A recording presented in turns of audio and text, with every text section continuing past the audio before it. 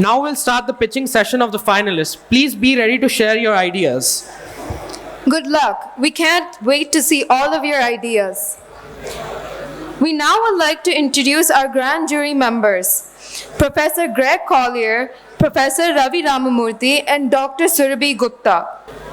Professor Greg Collier, Professor of Practice, Northeastern University Center for Entrepreneurship and Innovation. Professor Greg is a seasoned business expert turned professor of practice at the Northeastern University. He excels in corporate innovation, business models, and sales strategy. Thank you, sir, for joining us today. Okay. Professor Ravi Ramamurthy, a University Distinguished Professor, International Business and Strategy, Director, Northeastern University Center for Emerging Markets, to also IIM Ahmedabad Gold Medalist and Harvard DBA holder. He's a global authority on emerging market strategy and innovation. Thank you, sir, for joining us today. I would now like to request Mr. Justin Joseph to come onto the dais and give instructions for the pitching session. Welcome to the grand finale of SmartIDEAthon 2023. Dear esteemed members of the jury, we are pleased to have you here with us. Thank you for consenting to be the panelists for today's finale pitch session. This year, we had received over 1,000 applications, and out of them, 32 teams managed to cruise through to the semi-finale round yesterday, and 8 teams have earned their place in the grand finale today. The ideas are spread across 4 themes: frugal innovation, toys for STEM, sustainable fashion, and food and health. Now I'll walk you through the do's and don'ts for the evaluation process. There are 8 criteria in the scoring sheet: problem, solution, product or service and value proposition, market analysis, competition, business model, team and key stakeholders, and overall presentation. The cues for each criteria are provided on page number 2 within the grading booklet. You are requested to review the pitches and provide a numeric score for each of the criteria for each presentation. The total panel score for a team will be considered as the final score. You may provide scores in intervals of 0.25. It need not be an integer value only. For example, it could be 5, 5.25, 5.5, or 5.75. Each presentation will be of 10 minutes, followed by a 5 minutes Q&A by the panel. We request the panels to kindly confine the Q&A within 5 minutes. After 8 minutes, the timekeeper will give a warning, and after 10 minutes, it will be a hard stop. We strongly encourage each of the panelists to provide comments for each presentation. The purpose of this feedback is to provide an educational opportunity for the team. The feedback is not part of the scoring, but may influence the ranking decisions in case of a tiebreaker. We have prizes in 5 categories: the winner, the runner-up, the best social impact business idea, the best woman-led entrepreneurship idea, and the Leben Johnson People's Choice Award in memory of our first VDC director, Dr. Leben Johnson. This award will be decided on the basis of an audience poll. After each pitch, a QR code will be displayed on the screen, and the audience will have to scan and provide their vote. The teams are not allowed to present the physical versions of their prototypes. And finally, we request the jury members to please mention the team name, the team number, and the theme in the grading booklet. Thank you very much, and all the very best. The sequence at which the startup teams will be presenting is: number 1, the fashion brand; number 2, AgroDroid Private Limited; number 3, Neuroop Tech Solution; number 4, Coempt; number 5, Tech Ready; number 6, Agro India; number 7, Polyfueler; and the last one, Medicandy Anti-Diabetic Convenient Food. I would request the first team, the fashion brand, to please come up and present. The second team, AgroDroid Private Limited, please be ready after their presentation. Thank you. Namaste everyone. We are the fashion brand, aiming to build H&M for sustainable fashion. Fashion, it is one of the most polluting industry in the world. You see, to grow cotton for just one cotton t-shirt, you require 2,700 liters of water. And 35% of total microplastic pollution comes from fashion industry alone. And there's nothing innovative being done in this industry. We have been wearing same cotton and synthetic apparel since centuries. And third, value for money in this industry is seriously lacking. We will be discussing more about this point later in the pitch. So how do we tackle it? Well, the answer is our magic blend. A blend made up of banana and bamboo fiber in 50-50 ratio. Why we do this? Because first, it's really good for environment. Banana fiber comes from stem of banana trees, which is an agricultural waste. And bamboo fiber consumes 1/3 of water compared to cotton. And they both have significantly less carbon footprint. But they have some unique properties too, like banana fiber is known for its softness and antibacterial properties, and bamboo fiber is also known for its moisture wicking properties, and these both properties also complement each other and result in a blend of really premium qualities. For example, a t-shirt made from our fabric will be silky soft, will be UV protective, will be very breathable, will have antimicrobial properties, and because of that, it will be anti-odor too. It's so good. We both are wearing our own products right now. Well, remember the value for money point? Let's discuss it. In this illustration, on x-axis, I have price, and on y-axis, I have plotted quality and comfort. At lowest price and lowest quality comes synthetic t-shirts.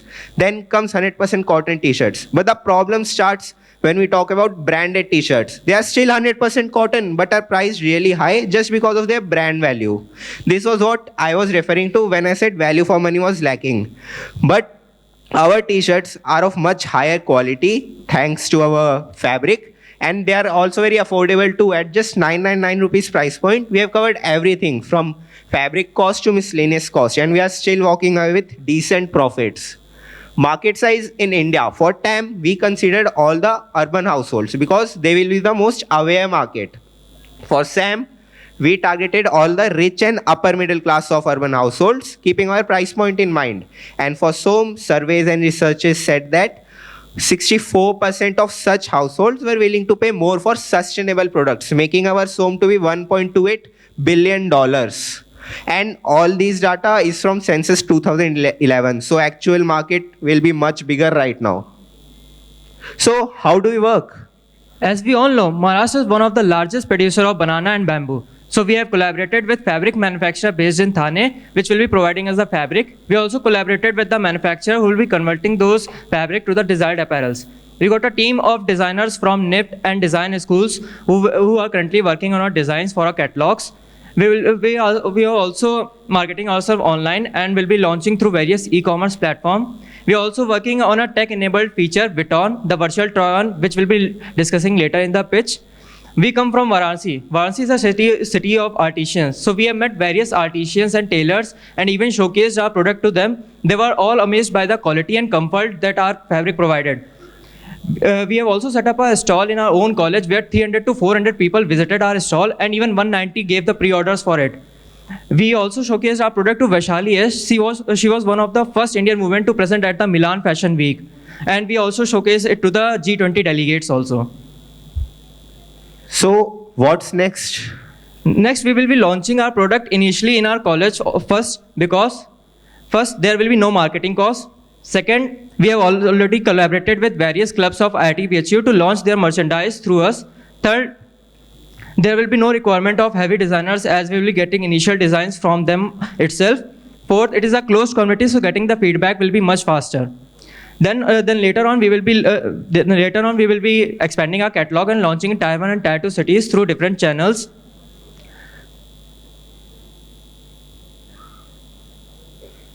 We always wonder while buying clothes online, like, will it look good on us or will it fit?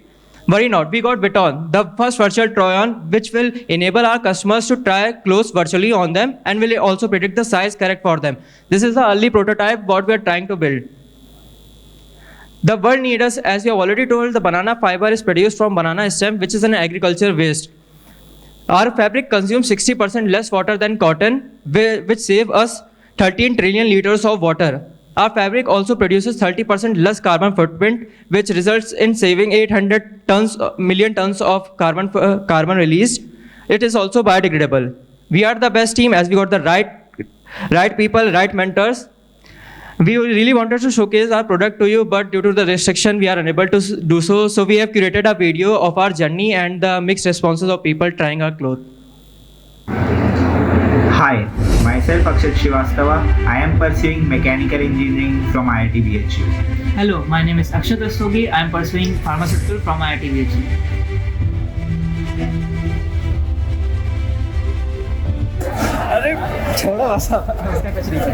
संकट मोचन आए थे हम, funds लेकर जा रहे हैं, संकट मोचन आके। हनुमान जी भी लाइक ओह तुरंत तो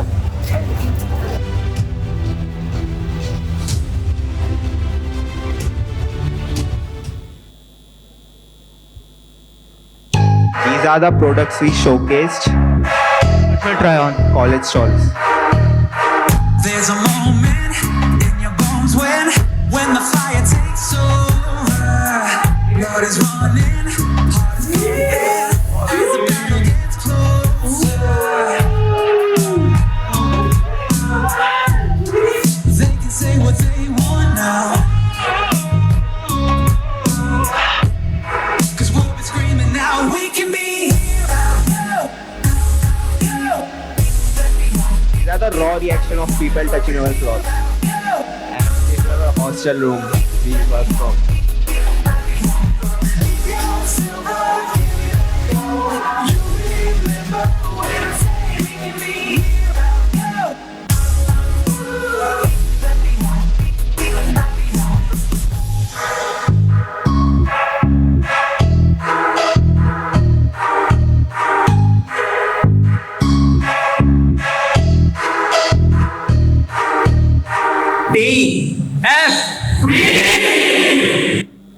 Thank you. Thank you.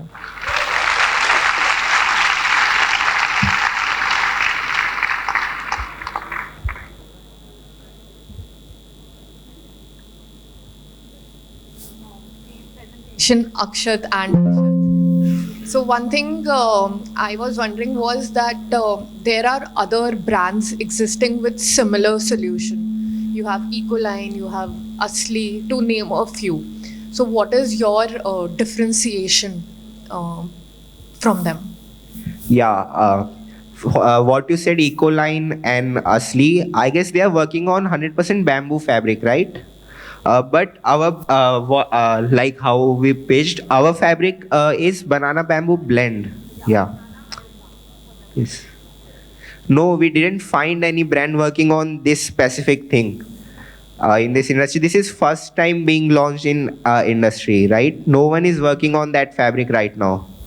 It is a blend of banana and bamboo fabric together. And it's being blended while in the weaving process. And they are working either on banana fabric and 100% bamboo fabric. In 100% bamboo, there are companies working, and in banana, it's really early stage. But on this banana bamboo blend, literally no one is working right now. And worldwide? Worldwide, no. In India, at least bamboo is being worked on, but internationally, bamboo is also not known that much. Okay, thank you. Can you give us an idea of how much it costs you to make the product and how much you sell it, or you think you can sell it for?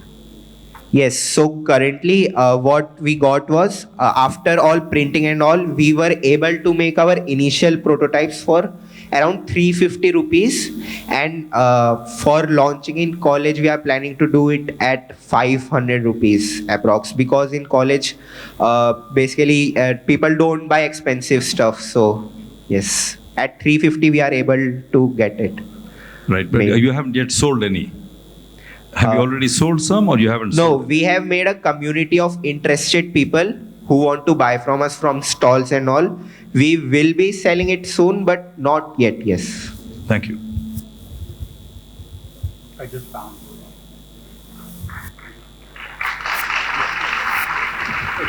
Good. I just found a couple companies about banana and bamboo blend. So I just found some in India. So you might want to double check your research on banana bamboo blended fabrics.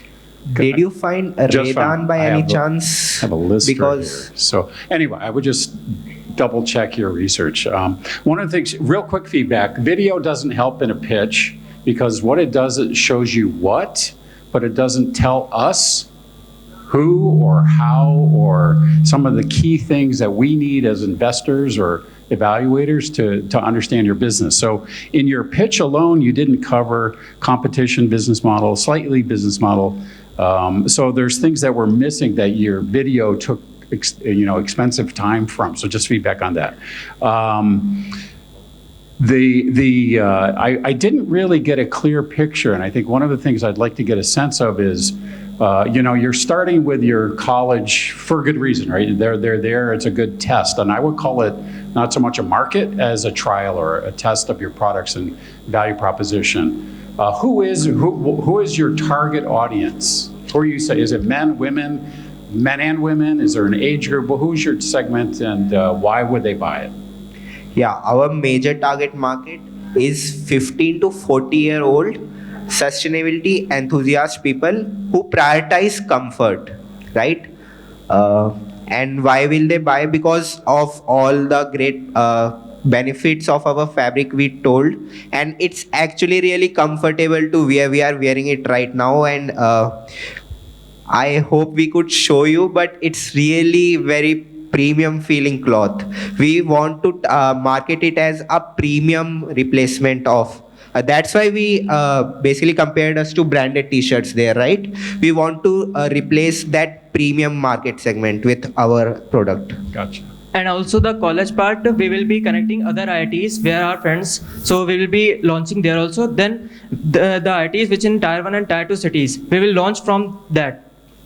Gotcha. And why are we launching in IITs? Because in IITs, how the market works is like you first take pre-orders, then you take your processing time of 1-2 weeks, and then you deliver them. So in IITs merch, you don't have to make an inventory, right? That's why we targeted colleges first, and to get our own confidence up too.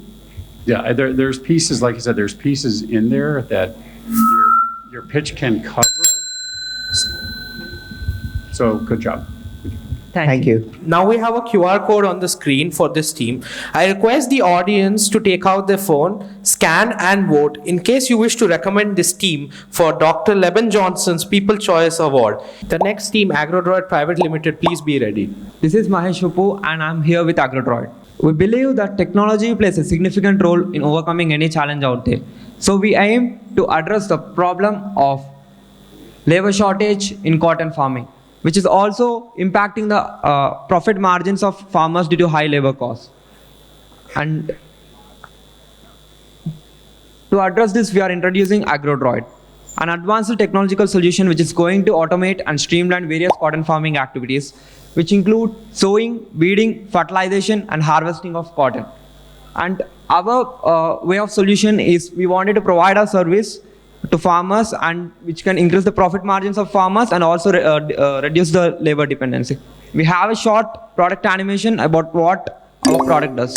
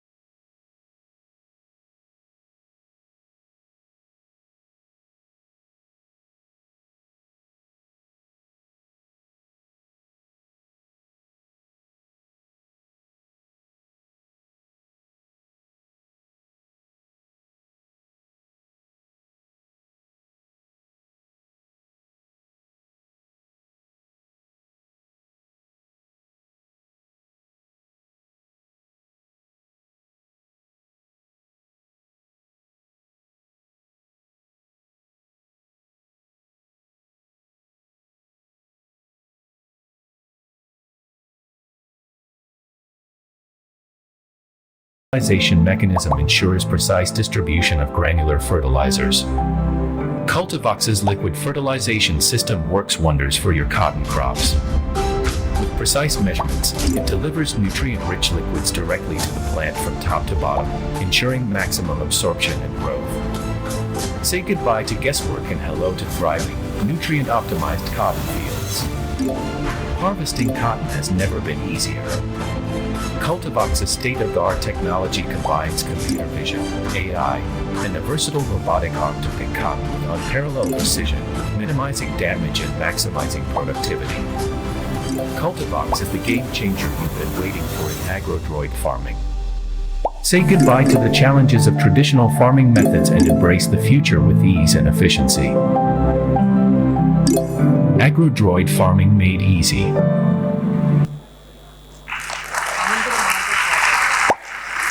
India covers world's 1/4 of the production of cotton. Around 5.6 million bales of cotton is produced in India, with 6 million farmers out there, making a total market cap of 457 million rupees. And keeping this in mind, we wanted to provide our service all through India, making our initial footprint starting from the Telangana and making initial footprint starting from the districts of Mahabad and Medak. Our customers are farmers who are under cotton cultivation. We are going to connect with them to offline channel points, awareness campaigns, FPOs, and local channel points. And by creating awareness campaigns, the value proposition which we are going to provide them is reducing in labor dependency, increasing in profit margins, and reducing in operational time. And key activities are, we are going to develop machine according to the farmer requirements and create a customer network which can further access us for testing of a product. To make these key activities to go without any due diligence, we need human resources for research and development and local influencers who can educate about smart farming activities for farmers. And the modes of revenue which we are focusing is to provide a robot on services for fertilization, weeding, sowing and harvesting of cotton, and data monetization to our stakeholders. But this is done once we attain our entire TAM. Data monetization includes monetization of farm data which we have collected by our robot to farmers and stakeholders. For farmers, we are going to create a predictive analytical tool which is going to give real-time assistance on weather patterns, moisture levels, effective insecticides and herbicides, crop yield predictions, problem predictions such as disease predictions and unexpected rainfalls. Coming to the stakeholders includes agriculture input providers, crop insurance providers, crop loan providers and ethical insourcing of cotton. And coming to our competitors, Joshi AI Solutions have successfully developed systems for boom spraying, precision spraying, soil fertilization, cotton harvesting. They wanted to license the technology and outsource it. And coming to Green Robot Machinery, they have successfully developed a prototype for cotton harvesting. And coming to X Machines, they have automated the weeding mechanism and precision spraying mechanism of trailer weeding mechanism, and also they are claiming they could be able to do seeding. Coming to Nico Robotics, they have made attachments of liquid fertilization and mechanical weeding for tractor. And what makes us stand apart from our competitors, we are creating an ecosystem where we are coming up with an end-to-end solution with less carbon emissions. Coming to the roadmap, we started in the September 2022. We initially thought to develop a drone which can only harvest cotton. But after studying the marketing, it is not feasible and there is no scalability factor to make a drone. So finally in the month of November, we came to a conclusion that we need to develop a robot. Later, without exhibiting a solution to our customers, we went on ground and we took surveys with the farmers. We explored our pain point to understand the pain points of the farmers to validate a problem statement. And later, we know that crop starts from July to January. So we could able to collect the data of after harvest and before harvest, which led us to get the data of making the dimensions of the robot to maneuver over the farm, which led to a design, to make a conceptual design to a virtual design and turn it into a video in the July. And now currently we are developing a physical POC, expecting to complete by the end of September. And as I said you that crop season starts from July to January, we are dependent on crop growth. Like we need to collect data for 3 sets for fertilization, weeding, machine learning models, and for cotton harvesting we need to collect 3 more sets. So in this year, we wanted to develop a prototype and test the prototype to get the data for MVP development. In the next year, we are going to develop an MVP and test it to create some initial market access and traction, which can fund our startup so that we can able to complete a product and launch it with the clear certifications in July 2025. Coming to our passion of perseverance led us to achieve the milestones of getting recognized by DPIIT Startup India, letting it to top 32 startups and top 8 here, and completing 2 acceleration programs for Vadvan and Ignite and J-Hub Idea Acceleration Program, winning in the events of AIC T-Hub, Prost and eHunt, and with the 4 young passionates, where Naveen coming from agriculture background, and 2 strong mentors, Manoj Kumar Badagarwala and Suhas Desai. Manoj Kumar Badagarwala is a product development mentor in T-Hub, Alip, V-Hub, NCAM and Unido, and Voxen University too. And he has practical experience in working development and working of in Caterpillar machines in USA, and he has made he was the project manager of one of the Tata Hitachi. And coming to Suhas Desai, he is the production leader at Africa. He is from BSc Agriculture background, where he is providing us the entire agriculture insights which are required. And with the accelerating partnerships with Microsoft, Vengalaya Motors for mechanical development, AWS Activate, EcoOrbit for AI integration parts, and EDAM for talent acquisitions. And with the supporters of IARE, Srinidasan and eHub Mahendra, we are looking forward to create a game-changing business of 21st century. And thank you. And I'm open for questions.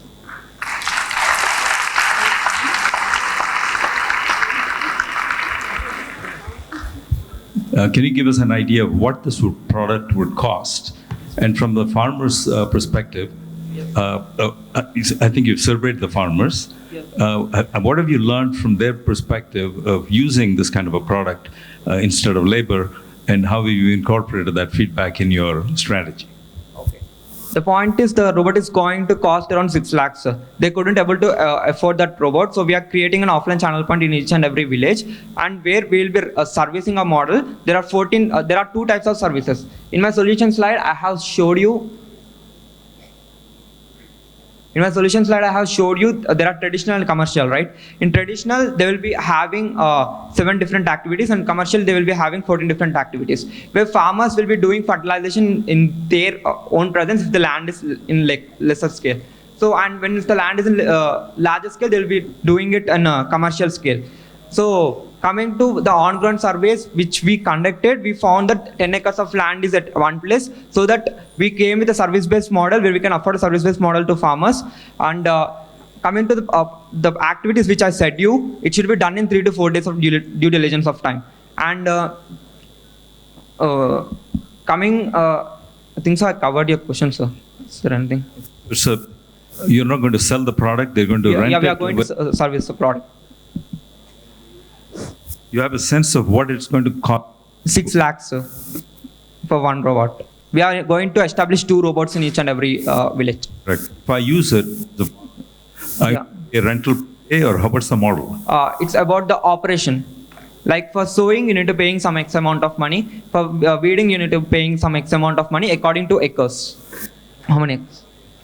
Prices we couldn't reveal right now, sir, because initially we are at the POC stage, and prices vary from one village to another village. Because one village, the labor prices are 500 rupees. In some villages, labor prices are 1,000 rupees. So we wanted to keep the prices according to the village, because in some villages we can make some X amount of incredible profit margins. So it varies from village to village. There are around 10,000 villages in Telangana, and 100 acres of land is being cultivated in each and every village. Thank you. An extension to what just Professor Ravi asked, I wanted to understand. So you are saying there will be 2 robots per village. Yes, right? ma'am. So I'm sure that will vary depending on the village size. Yeah. Yes. You will have to take that into consideration. Yes. That is my one point. Now the second thing is, how will you regulate or at least manage the time of using this machine? Okay. So when it comes, okay. Basically, my point is that the farmers would want to do it at the same time together, the 2 machines. One would want that part, other part. So how will that be managed? Ma'am, when it comes to seeding, they will do only seeding. When it comes to weeding, they will do only weeding. And coming to what you have said, when it comes to seeding for 1 acre, if one labor is there, it goes up to 3.3 hours. So in our robot, we are estimating to keep it 30 to 45 minutes.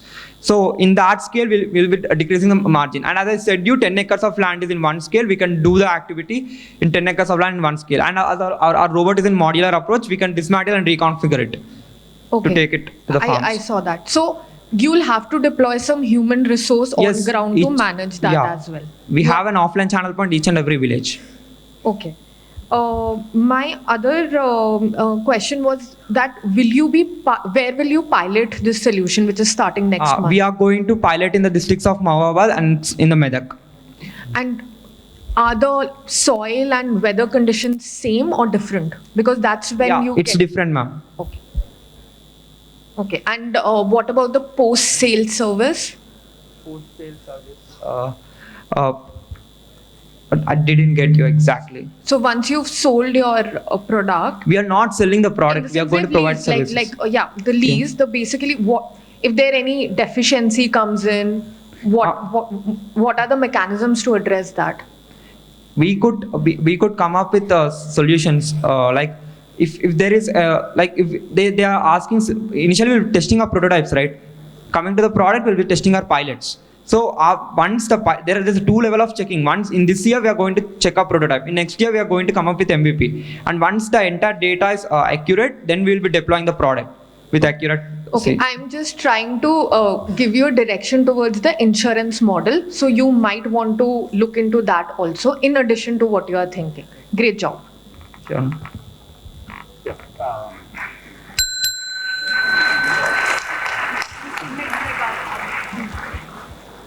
Can I have one? Thank you. I want to make a couple quick comments, and then I don't know if I have a question. Great job, very clear. I would suggest looking at Green Robot Machinery. Are you familiar with them in Tamil Nadu? They have a very similar product to yours. Green Robot Machinery. Yes, Green Robot Machinery already existing. I like the ecosystem model, collecting data. You may want to look at monetization through sale of data and give it to the farmers for free or at cost. Predictive analytical tool is going to cost them as a service model. And coming to what the data which we are going to sell to our stakeholders, it is different type of data. Each and every stakeholder requires different type of data. And we are including 7 to 8 different sensors in our robot to collect that data. No, I think it's a great idea. I think there's a lot of value there.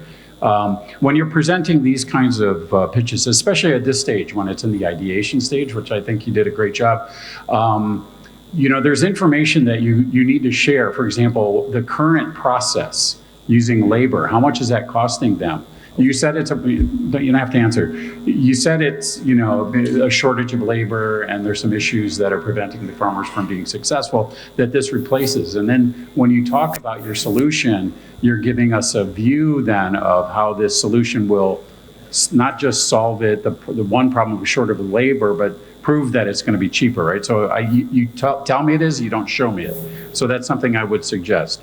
And beyond that, I think a good job with the team. So excellent work. Thank you. Thank you, sir. Namaskaram, judges. My name is Anup Paikra. I'm from Neurotech Solutions. So first of all, I want you to imagine you are in your childhood at your village and your grandmother is making delicious dish. You are enjoying it. And the dish is made from this traditional cook stove. We call it the chulha or sigdi or angethi. But what do you see in the screen right now? Darkness, isn't it? The same cook stove that you saw in your childhood is keeping 2 billion people all over the world in darkness. People, especially from regions such as Africa, India, Bangladesh, Philippines, or underdeveloped or developing country are still using biomass burning stove or mud stove even today. So let's start the presentation with this punchline. 2 billion women find relief, no more toxic fume, which you live. So let's talk about the problem. WHO reported that more than 2 billion people all over the world are still using biomass burning stove or mud stove to cook food. And the toxic fume produced by this mud stove kills around 3 lakh women every single year, which is more than the death caused by serious disease such as malaria and tuberculosis. And finally, it produced 1 billion tons of carbon emission annually. Now let's deep dive into the current scenario in India. What are the existing solutions that we have? The first solution is the LPG stove. The central government is providing first free cylinder under the Ujjwala scheme. Then we have another option, that is induction, as 97% of India is electrified. And the third option is smokeless stoves. There are countless companies such as Envirofit, Greenway, BioLite, and many more. Still, with such great solutions present in the market, 30% of India's population in the rural areas are still using biomass burning stove. 5 lakh death every single year, it means 1 death per minute. Unfortunately, in the next 15 minutes of presentation, somewhere around 15 women would have lost their life. So how we are going to solve this problem? How we are going to create a solution that is frugal, at the same time affordable? A solution that can solve this problem once and for all. And that solution is Chulev. Chulev is the world first automatic air blower. So this is an example of a primitive mud stove. As you can see, the woman is sitting uncomfortably and using a blow pipe or a cylinder to blow air. I thought, why not to replace that? And we created a very small device. The cost is only 500 rupees and it is the world first automatic air blower. I think you have all seen electric air blower. You connect to the socket and it will blow the air. This air blower completely operates on the heat that is produced by the chula.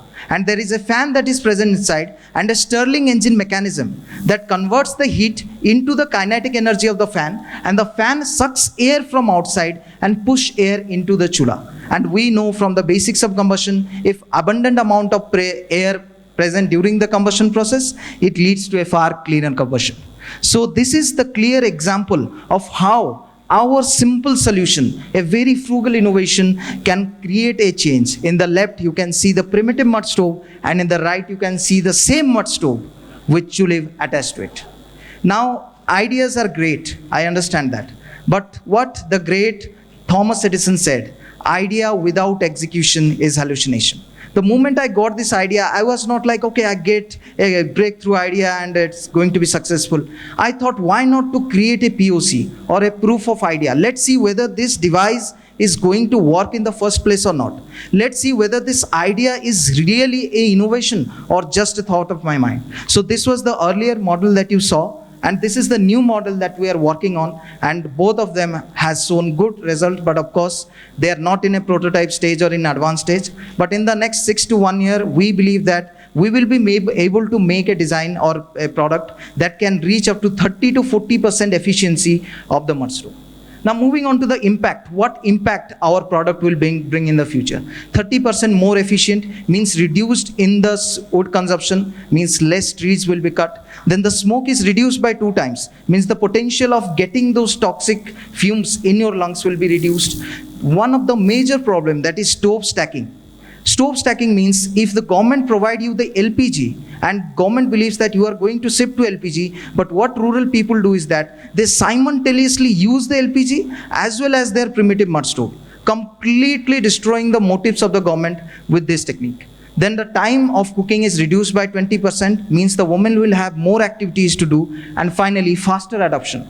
Our device can not only be used in the primitive mud stove, but also in our competitors' smokeless stoves, such as Envirofit and BioLite. If they will use our device, their efficiency will be increased by many folds. Moving on to the market size, 2 billion plus people all over the world are still using it, especially in the region of Africa, Philippines, Bangladesh, and many parts of India. Then 30 million stoves are distributed every year under many schemes such as USAID, WHO, United Nations. And our vision is that in the next 1 year, we want to distribute 1 million equipments of Chulev. Now moving on to the competitive analysis, this is one of the interesting fact. In terms of the equipment cost, we are the most affordable at 500 rupees. All the other smokeless company like the Envirofit, their product starts at around 2000 rupees. And of course, as government is subsidizing the LPG, the cost of the LPG cooktop is around 1000 rupees. Maintenance is low in terms of the Chulev, whereas in LPG, in case there are any leakage or any type of blockage, you have to call a professional to get that done. Finally, efficiency, we are far better than the existing smokeless stoves, but of course LPG is the most efficient solution. The adaptation is very easy because it's a simple plug and play device. You don't need any manual, you don't need any instruction or training, anything. And finally, the risk is very low because we are the solid fuel being used in the chulif, whereas in LPG, any leakage or any type of issues that happen, it might cause to major issue. And one of the major reason why majority of the population in Africa and minority of the population in India are still using the biomass is the cost of the fuel. If you have a cow, the cow dung is free of cost. If you are living close to the forest, the wood is free of cost. How you are going to convince the people that you should purchase a LPG cylinder on quarterly basis when you can cook the same food and even more tastier with the wood that is readily available? And finally, our solution solves the major issue of stove stacking. Moving on to the unique selling points, we are the first mover, we are the world's first automatic air blower, and we are the only device in this segment that is creating an additive device rather than selling a complete stove.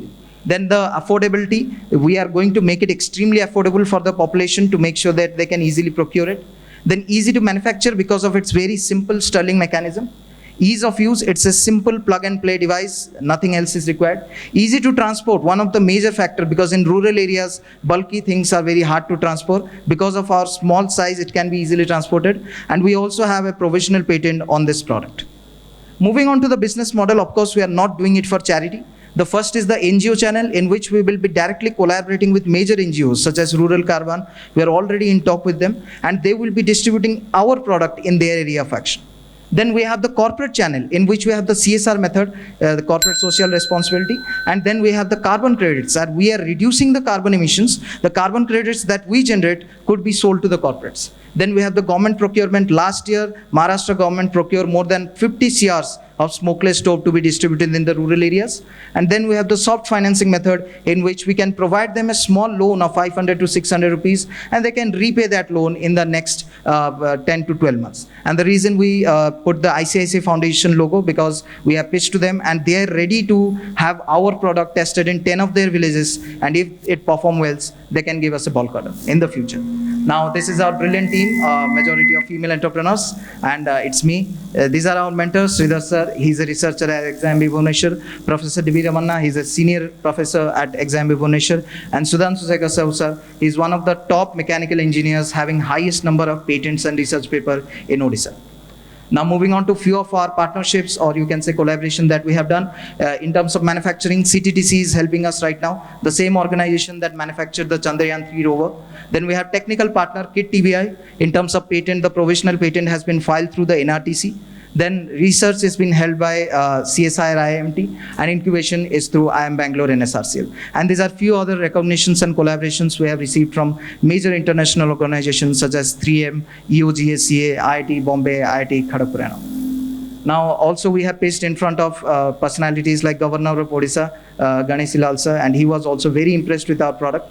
And these are few of the media appearances that we had in the recent times. Now finally, ending this presentation with this thought. Old ways will not open new doors. For the last 50 years, we are doing the same thing. Freely distributing LPG, freely distributing stoves, freely distributing electric tops. What has it changed?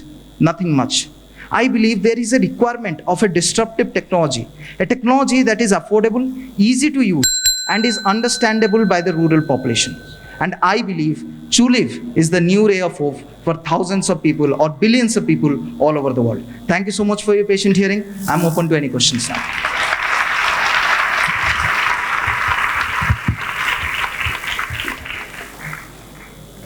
Very good job.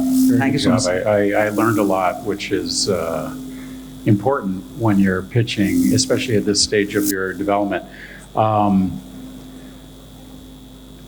Provisional patent, great, especially with this concept. That was going to be one of my questions until you got there. I was going to say, have you protected yourself here? I think that's probably one of the key requirements for you to keep moving forward. Are you the questions? I guess the questions I have are business model questions that you're going to resolve later. But in your mind, are you producing? Are you partnering with production? And I think picking the right channel to distribute. So can you tell me a little bit about that step in your mind? Where Yes, are sir. you? So basically, in the initial stage, when right now we are at POC stage, and soon we will move on to the prototype and the market MVP Right, product. So at the initial stage, we want to outsource our production. As I said, CTTC, it's a government organization. Yep. So through their approach, we can have extremely precise, you can say, fabrication and manufacturing. Once we understand all the mechanisms, once we understand all the things that are involved, then we can move on to our own setting of our manufacturing. But in the initial stage, it is better to take the outsourcing part than to setting up manufacturing by your own. I agree. My only advice would be, I think you're on the right track here. Yes, sir. It's an excellent concept, great problem.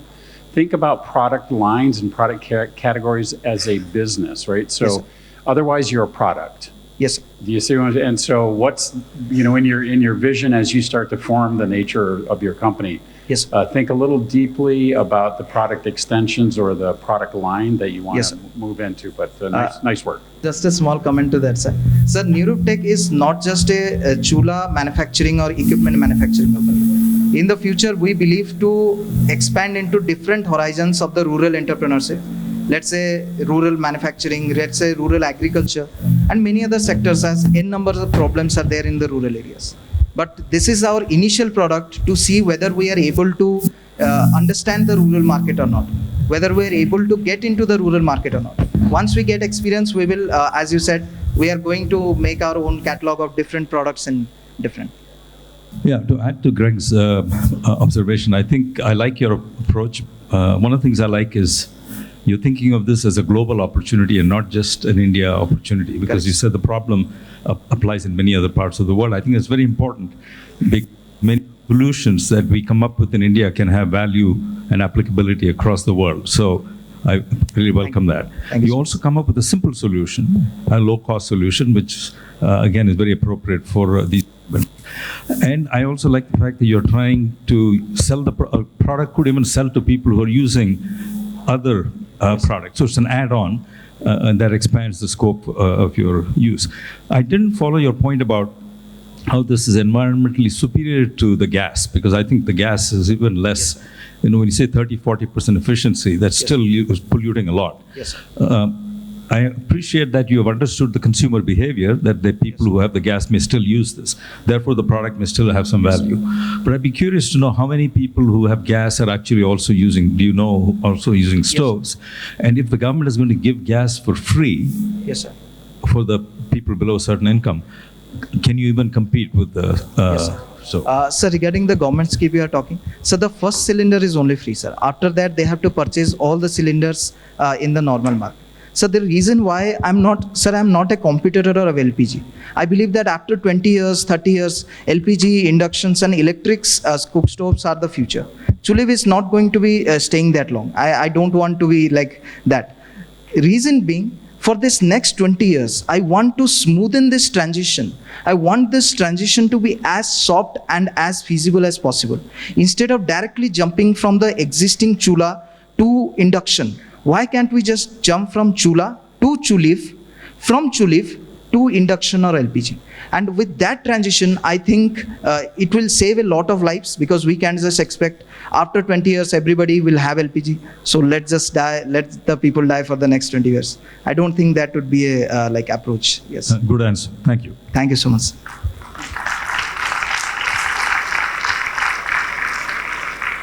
I think you've answered most of the questions. Yes, ma'am. I just want to understand, what do you think is a loophole for your startup, or Yes. might be a loophole going forward? Yes, ma'am. So basically, the only thing that I see as one of the, you can say, major issues that we might face in the future is the copycatting of the product when it goes, let's say, international, or maybe even in India. There are many chances, because if you want, I also have the proof of concept I can show you outside if possible. The design is very simple. Like, you can make it at your own, like if you have a workshop or something, you can make it. So the copycatting is one of the purpose or maybe issue. Major player may not copy it, as we have the patent for that. But small scale player, let's say in district level or maybe in rural, their village level, as well as we are currently have the patent for India, not for you can say our major segment, which is Africa and other countries. Chances that if other competitors see that yes, there is a great product working in the India and he hasn't moved to Africa, we might take his concept and do that. So that is something I believe with the progress we are making right now, we will be able to figure out some way to tackle that. Thank you so much, man. Thank you so much, Alice.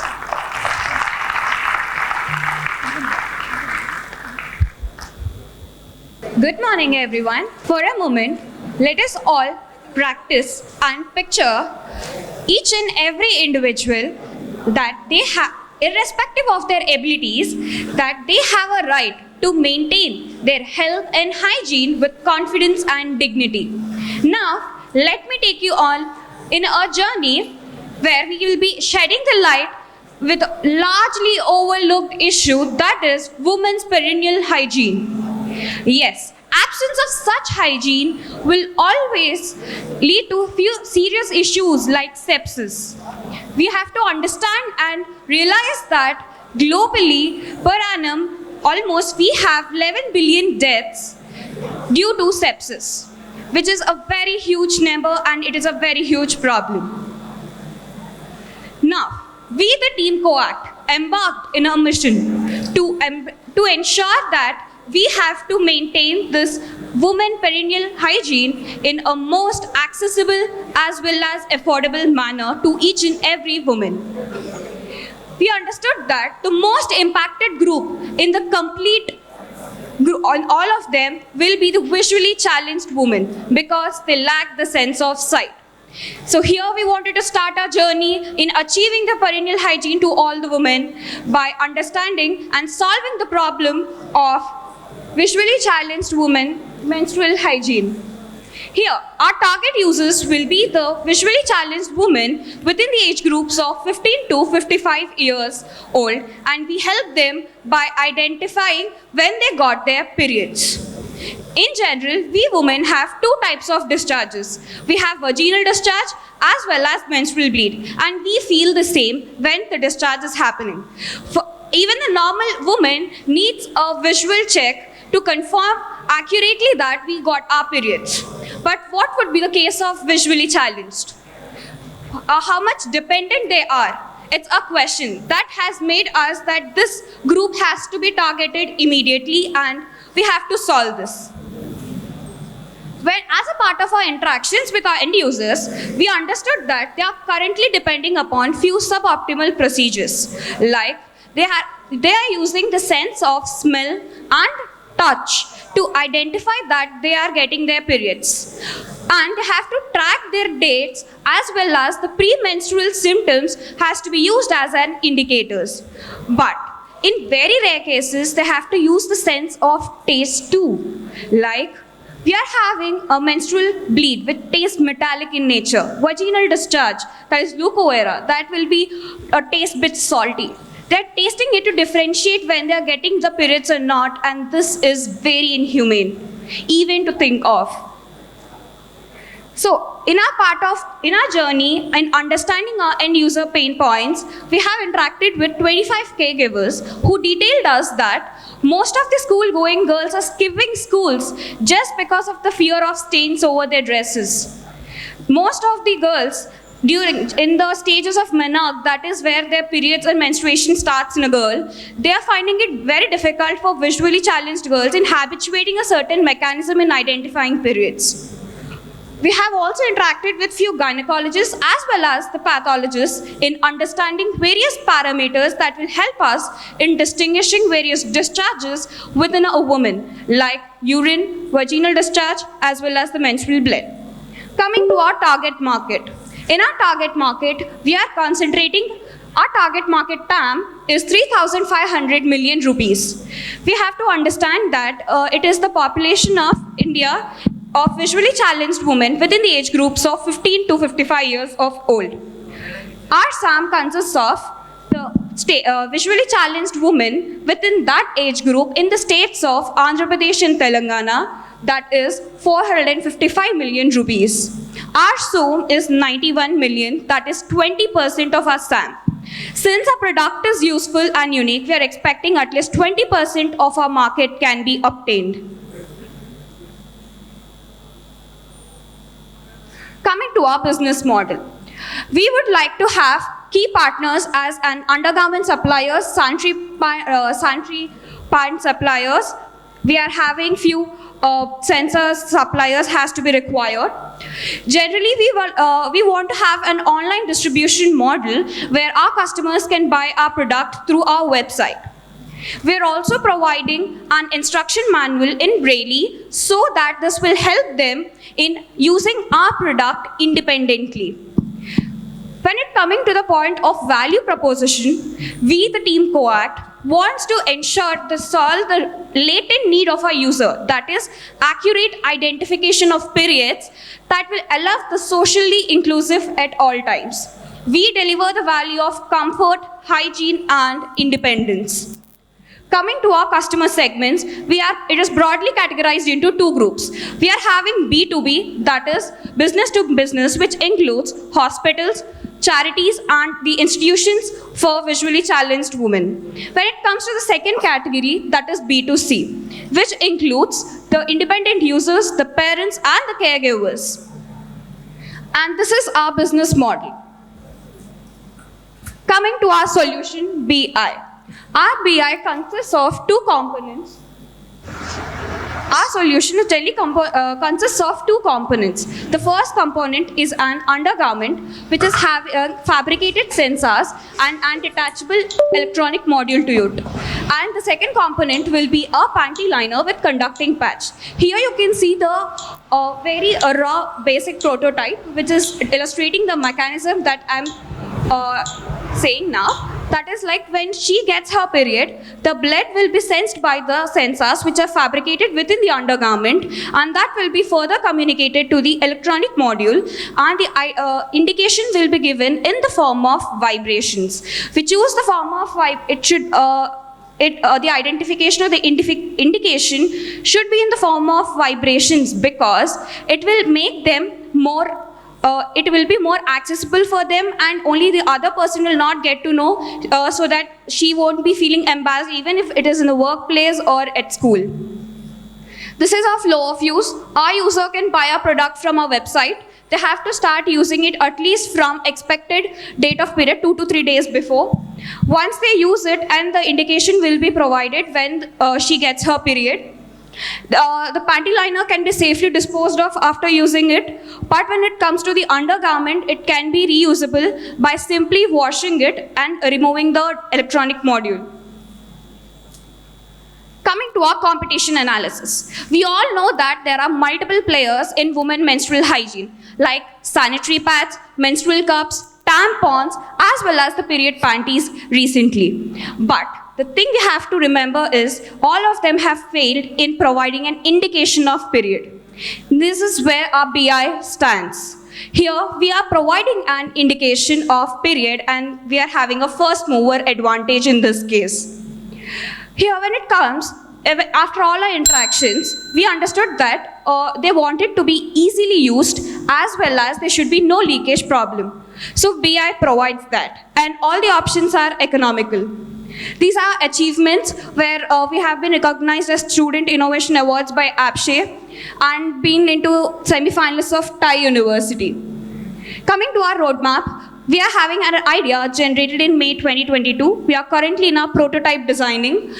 We are having regulatory compliances completed by 2024 of September, and we are ready to launch our product by Jan 2026. Yes, we do have our future vision. We want to expand our product into when to change their sanitary pads, next by developing an indicative menstrual cup by providing more options to our users, and finally, we want to achieve our overall mission of providing better menstrual and perineal hygiene for our users in a more affordable and accessible manner by expanding our product compatibility to all the disability spectrums, especially concentrating on the bedridden as well as the mentally retarded women.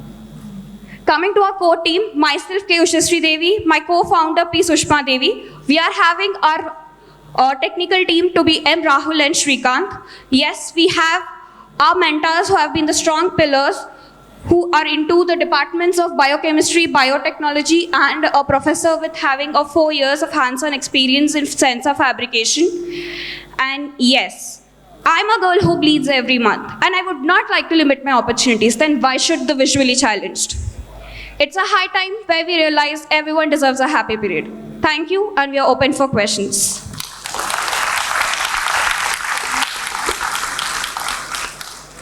Great presentation and a very interesting as well as relevant topic. Firstly, I wanted to ask, what was your inspiration behind this problem statement? Hello, ma'am. We are currently in the shoes. Like, even we face problems during our menstruation. Then one day it strike, like when we are facing such difficulty in managing periods, then what would be the case of visually challenged? Because now we are having a visual check, we can understand if there is a stain on our cloth, but visually challenged do not have such. So then we thought of developing this product, and this has paved our way. Okay, great thought. Second thing I wanted to check was, you talked about the vibration sensors. Is that safe? What is the safety measures around that? And second will be the comfort factor, even if for a few days, but will that be comfortable? Currently, we are thinking of giving a vibration because we thought that it will be very safe even there in public also. But even if, still we will go further into customer insights and we'll also ask them what is their comfort indication which they're preferring. But now, for now, it is considered safe, and we are also following all the regulations and compliances also. Okay, health-wise safe. Yeah.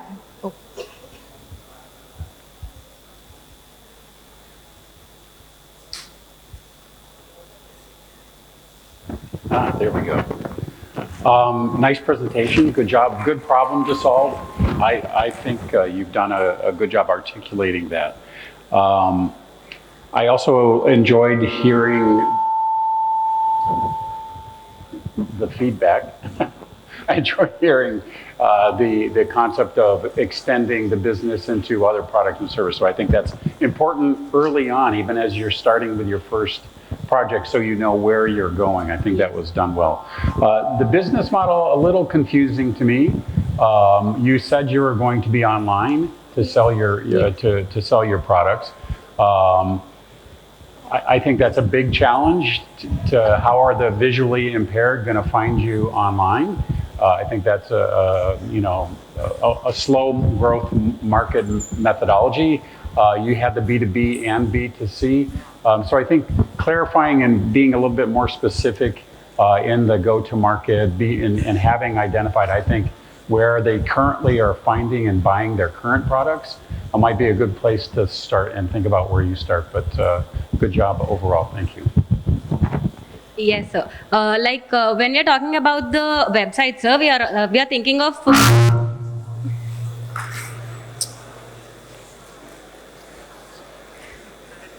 We are thinking of inculcating AI bots into them which can talk with the visually challenged. It's not necessary that they need to have a visual check to use our website.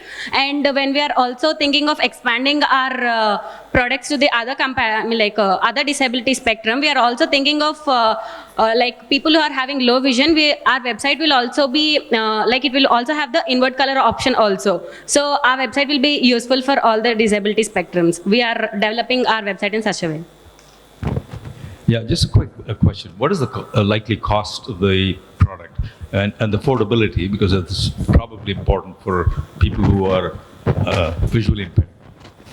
Currently, we have not yet reached the stage where we can calculate the cost of the product, but for sure we'll be making it economical for the users, because it will be a very difficult shift for them from shifting to sanitary pads if it will be very costly. So definitely our product will be economical and user friendly too. Thank you, sir.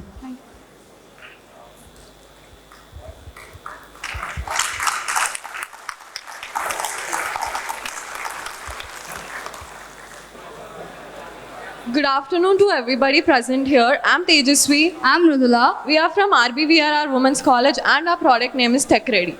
We usually see our mothers complaining about the vegetables that they purchase from a local street vendor. So a similar situation happened in our houses, and my mother one day was complaining me about the vegetables that she purchased from a nearby local street vendor. And she was telling me that, and one day she was telling me that the street vendor wasn't ready to lower the price of the vegetables even though they were not so fresh and rotten. So my friend and I found a problem in this, and we went to know the problems of the street vendors. We prepared a questionnaire, like we prepared some questions about their basic demographic data and to know the problems they were facing and also the problems they were facing in carrying on their business. And we found out that due to the pushing of the heavy cart, the street vendors were facing many health issues like back pains. Also, they are not able to maintain the freshness of the commodities for a longer period of time. And when we look this at larger scale, this is leading to the post-harvest losses at the retailer level, and in India it's currently 12.3%. This is an ongoing customer survey that we are doing, and these are the areas that we covered. This is the questionnaire, this is the proof pictures of our customer survey. And we found out the other existing problems like spillage of goods and also overloading. And then we did our research, literature survey research, and we proposed a solution. Our solution consists of cabin and mobility part. For vegetables and fruits, they need to be maintained at certain RH level for their longer period of shelf life. So we did a research and we took the average relative humidity and temperature, and we are maintaining that in our cabin with the help of evaporating cooling pad and sprinkler system. We install polycarbonate sheets around the cabin so that sunlight and harmful sunlight and pollution and heat won't enter into the cabin. And for vegetables like root vegetables, mostly potato, garlic, ginger, they don't need any moisture for shelf life. So we have created a space under the cabin so that the vendor can put his vegetables under the cabin, and there is also space for keep his belongings over there. And coming to our mobility, we are using renewable source of energy, which is solar energy, and we can also charge our cart like a normal electric vehicle too and ride it as a normal EV vehicle.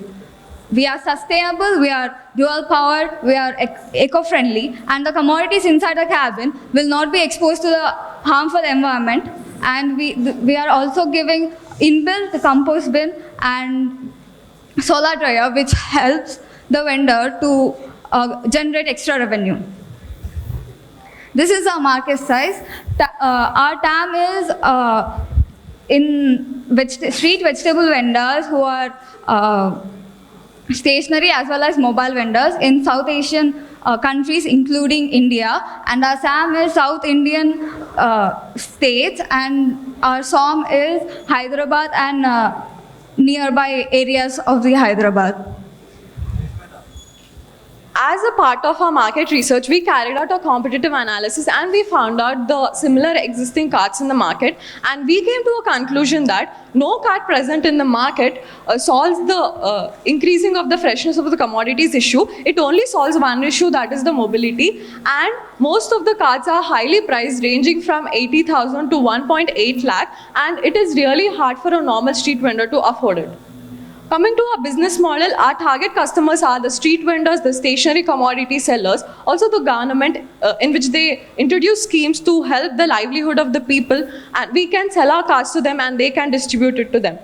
Our value proposition, we are eco-friendly, and the costing aspect, we are low cost compared to the other carts in the market, and we can make our carts more affordable to the street vendors by going through the CSR funds and also renting our product. And we have extra features like solar dryer and compost bin for the leftover vegetables. And the mobility issue that we are solving, the cart can be run like an EV vehicle, and it can also be run by the solar energy. Our key activities would include product development and improvisation based on the customer feedback, improving our marketing activities.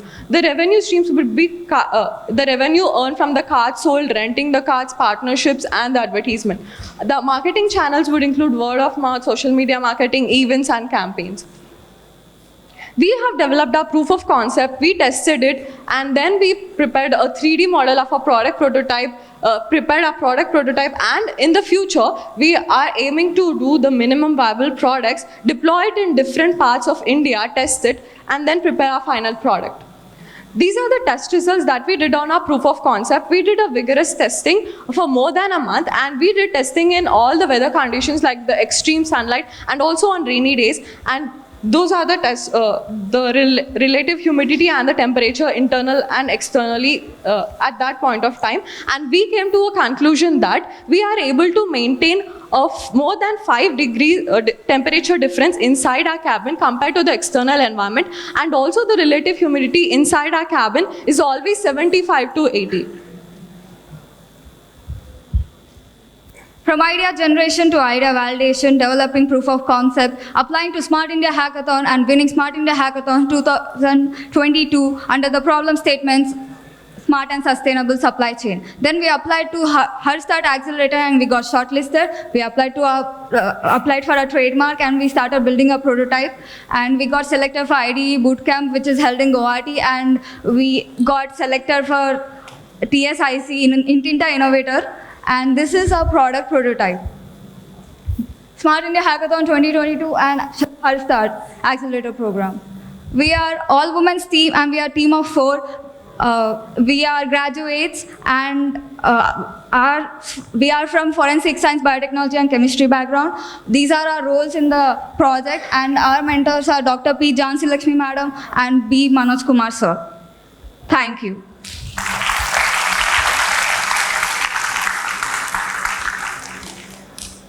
Good job. One comment I have, it was good to see your product, and there were 2 things that popped into my mind. I think and you'll get there in your next step of development, is the cost structure of this cart versus, I'm sure they pay almost nothing for the little hand carts they're pushing. So I think because of that, you need to talk about something else. And what you need to talk about is how much more money are the street vendors going to make if they have fresh produce longer, right? Because right now, I think what I heard the problem was the produce gets bad quickly, so then they have to lower the price to get rid of it, or they can't sell it, one or the other, right? So now what you're saying, and I don't know because you didn't tell me, but it looked fresher. How long is it fresher? Are they going to be able to sell those at a higher price or sell them at all? And what is that amount? And that's a way to maybe offset an increase in the cost of the bike itself. So I would change a little bit of your focus from cost to helping them increase income or revenue. And that would be a more clear pitch, and a value proposition would be a little bit more powerful to the street vendors. So I think that area I would like to see a little bit more on. But otherwise, I thought you did a nice job. Thank you, sir. So, but when we introduce our cart into the market, the street vendors can increase the price of the vegetables and then sell them, because the commodities are not exposed to any pollution. They are fresh. Yeah. And people will be willing to buy fresh vegetable, and they prefer fresh vegetable more than the withered vegetables. Yeah. You need that in your pitch, though, right? Yeah, You see what I'm got saying? it. Yeah. I get it. I think you can, but you have to tell everyone. Okay. Yes. Yeah, my instinct is that this is going to be very hard to justify as a financial investment for the vendors, because it's very sophisticated. I think for the amount of extra income, they probably could make that, but that's just a guess. So you probably need to think of this as you said, CSR funding or government funding. If there's some way to bring down the cost, absolutely the lowest cost at which you can make this, as opposed to make the argument that it'll pay for itself. Maybe you can't make the case that it'll pay for itself, but you may be able to say, we have the best cart you can make at the lowest cost.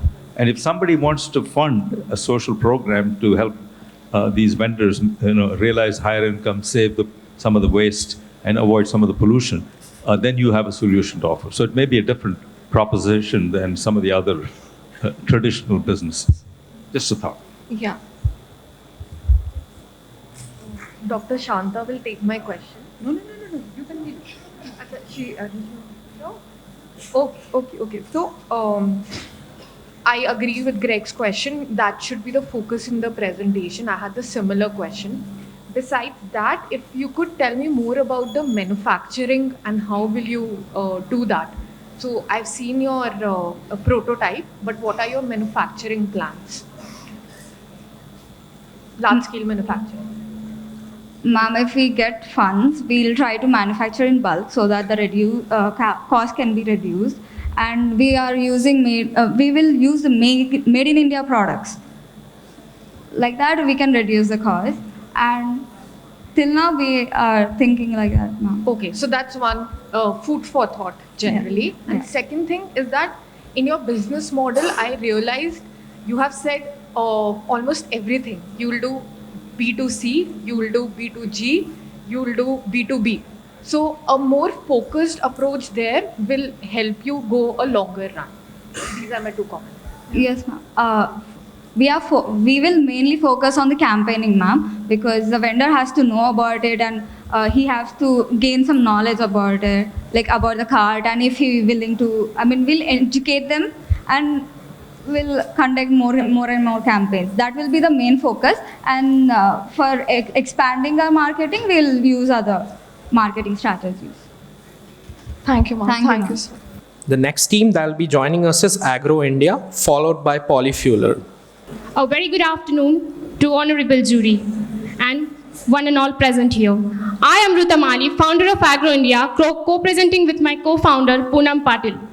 So before jumping into the actual presentation, I would like to share a very small story with you all. A story about a boy who was preparing for his Olympiad exam and he got stuck in one of the chapters of the NCERT, that is crop production and its management. He was unable to understand what are the cultural practices that farmers follow in his field. And this is how our journey started. So, let us move towards the problem. Why agricultural education is important? As we all know that we are living in a country in which maximum population is engaged in agricultural activities directly or indirectly. Our country contributes 17% of its GDP towards agriculture and provides 58% of the 58% of the population is provided the marketing and employment by agriculture only. As we all know that India is the biggest exporter of cotton. It is the largest producer of vegetables, that is bhindi, potatoes, onions, etc. And the next thing is India is the largest producer of wheat and rice, which are the staple food of our country. But still we are facing many problems like food grain crisis, lack of infrastructure, then lack of market knowledge and market crisis. So to face all these problems, we need young minds. So how can we get students interested in agriculture education? So we have come up with a solution, that is Agro India. Agro India is basically a board game which is specifically designed for the age group of students in between 7 to 15. So if any student is there, if he or she don't know anything about agriculture, if he or she will play this game, they'll get to know what exactly means how agriculture works. Apart from that, Agro India serves many features, such as it promotes critical thinking in the students. Then it builds their teamwork abilities. Then Agro India showcases the India's rich agriculture heritage, and definitely it will be act as a gateway for several agriculture careers. Moving towards the product and service we provide. Now, I will talk about the features and how it works. As you can see in the video, this is a foldable game. It consists of sections and dices. It can be played by 2 to 4 players at a time. Each section is divided into 2 columns. Each column, one column consists of agricultural activities right from sowing, irrigation and raising the crops. And the another column consists of disasters and problems which are faced in agriculture, like market crisis, then acid rain, then we can say that any disaster. So in each stage, we are given some percentages. As the player proceed, he or she will be earning some percentage, so which makes the competitiveness in them. Along with this, we have added some fun and knowledge element in this game.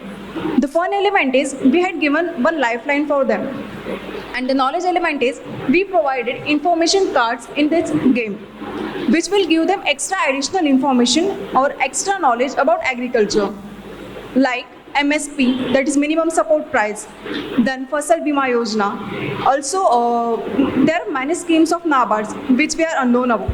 All these things will be get to know. So we can say that this is the perfect combination of education with fun. That is edutainment. Then, talking about our market size, as I said, our target market segment is kids from age in between 7 to 15, where we are mainly targeting schools, educational institutions, and homeschooling parents, which are mainly focusing on STEM education and environmental education. So, here, our total available market is, as I said, we are mainly focusing on schools, homeschooling parents, and educational institutions. So, if we talk about Indian scenario, their number is huge. Do you know how many schools in India? More than 1.5 million schools. More than 250 million students are there. 8.5 million teachers are there. You can imagine the potential. Huge it is. Then, if I talk about our serviceable available market, for now, we are targeting Maharashtra and nearby states. And our serviceable obtainable market is, here we will follow bottom-up approach, where we will start from taluka, district, division, and then we'll cover entire state. So here we'll mainly focus on Zila Parishad schools, government schools, and private schools. So for launching our product, for now we are launching our product through online sales, and latter part will move on wholesale and retail selling. Let us talk about the competition. Before moving, I can proudly say that this is the only game present in India which is physical and which is based on agriculture. Up to now, there is no such a game made physically with respect to agriculture. So there is no competitors for us in India. Further, it may be developed with the digitalization. And the unique selling point of our product are, it is foldable, cheaper, it is made by 100% recyclable material, and the most important thing is our startup ecosystem is 100% carbon neutral. Okay, then talking about our business model. So our key partners are educational institutes, schools, and homeschooling parents. And furthermore, we'll collaborate with subject matter specialists, industry expert, and definitely a STEM toy experts for refining our game. Then if I talk about our cost structure comprises of research and development cost, manufacturing cost, marketing and advertising cost, distribution and logistics, and other operational cost. If I talk about our value proposition, so it is highly interactive and innovative game in the agriculture field. Then definitely it will give a hands-on learning experience while playing this game, that how exactly agriculture operations are done on field.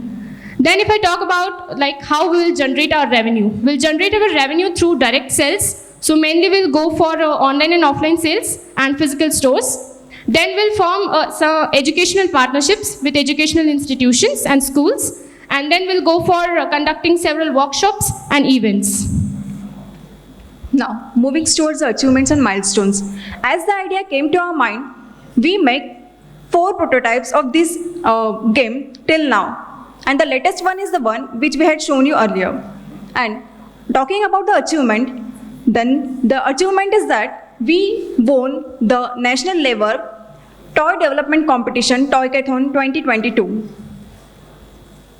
Then, talking about the most important thing, the team behind all of these. Our team comprises of 3 members. I am Ruta Mali, founder of Agro India, currently pursuing BSc Agriculture Honours 4th year from NMIMS School of Agriculture Sciences and Technology. Myself, Poonam Patil, and I am also pursuing BSc Honours Agriculture at School of Agricultural Science and Technology, NMIMS, Shiripur campus. And we both are working in Sobus Innovation Cell of our college. Then talking about the most important member of our team, co-founder Yash Mali. He is the only one guy I was talking about in my story, from whom only our journey started. And he's the only one guy who represents our team in national level toy building competition, that is Toycathon 2022. Thank you so much. That's it from our side. We are open for the questions.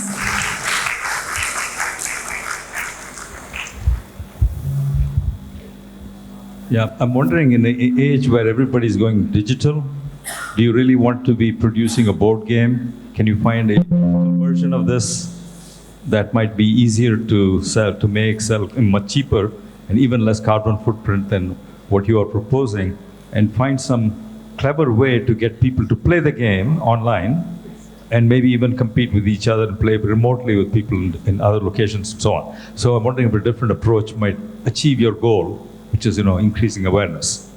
If I understood you correct, you want to make a board game, right? You showed us it's foldable and so on. And then you have to sell it somehow, get it, which is a very cumbersome and expensive way of doing it in a digital age. So you can have a similar game that you could play on your phone or on your computer. Wouldn't that be a more effective way to make and sell and get adoption of the product? And then you have to create some buzz so people want to play the game, and maybe you have a prize or something, and they compete with each other and get adoption. Because getting people to sit and play a board game may be hard in this digital age. Sir, we will make the model hybrid so that it will be comfortable to each. And so this is our strategy also to beat our competitors if we'll keep it hybrid. But for now, we want to keep it like physical only, because for now we are targeting only students. Okay, thank you. I was just wondering that this is easily copyable. So Yes. what are your protection strategies? So, ma'am, we are trying for patent and all. Patent and all stuff. But what will you get the patent on? This game, ma'am. The entire game? Yes, please.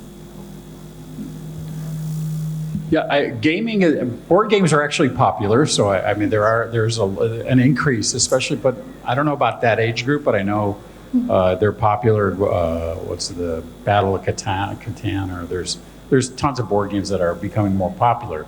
I think the interesting question is, and I think the strategy is a little bit missing. I see this first game, right? But I'm not sure the game, the concept should be a little bit more robust.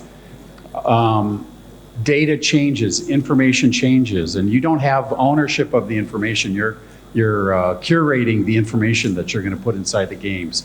And as you notice, many of these board games have card packs that you can buy, right? That Yes. give you additional Extension data. cards, yes. And so I think thinking along those lines would be an interesting way to go. The other thing that I wonder about is your alignment of your segments, so schools, the different groups that you want to maybe have these in, and your channel online doesn't make sense, right? So the schools aren't going to go online to buy your products. They're going to be part of a catalog. They're going to be in some other mechanism where they're already buying products for their classrooms.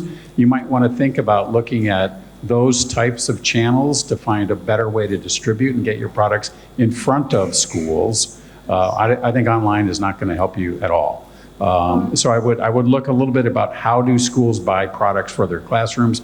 They're either online catalogs, or they're probably through other retailers. So I think those two areas were missing, and then having a strategy. I would also talk about. I mean, this is agriculture information education. I would have loved to see you pitch a line of education board games like this. So I have an ag tech one. I might have a space tech one.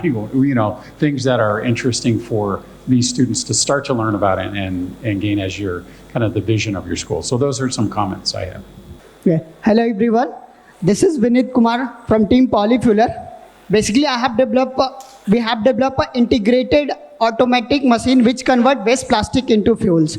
Nowadays, as we see, the very biggest problem in the world is waste plastic. We use the waste plastics and then we throw that plastic into the open environment. But effect of that plastic, as we see now in our daily life, here are the problem that we have faced due to the plastic waste, like the effect on human health, contamination in food, climate effect, and these are the several effects that you see nowadays in your daily life. So here are some pictures that I have collected from our locality regarding the plastic waste effects. So moving to the solution. So I have developed a machine, polyfueler, which convert waste plastic into fuel. Basically, in this machine, we have developed a catalyst and several extra process, that is depolymerization with catalytic reduction. For this process, we have developed our own catalyst through which it's convert the 1 kg of waste plastic into 800 ml of fuel. Only the cost investment of the 30 rupees per liter production.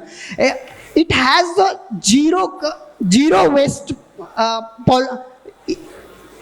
it has very low processing cost and zero pollution from our machine, because it is totally integrated and fixed module we have developed. I will show in here is our products picture that you can see in the lower side.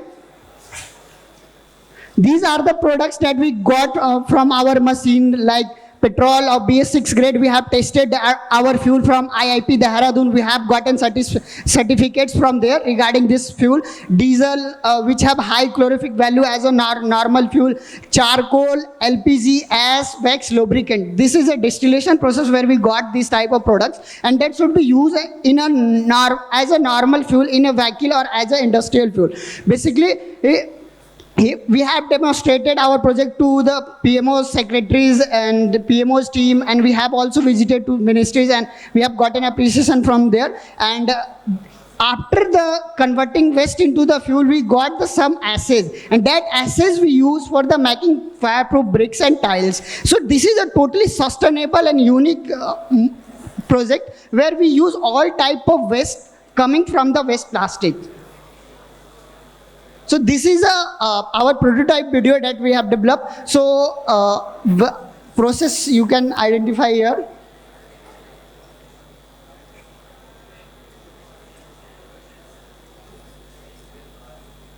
This is a fuel that we are getting from the machine.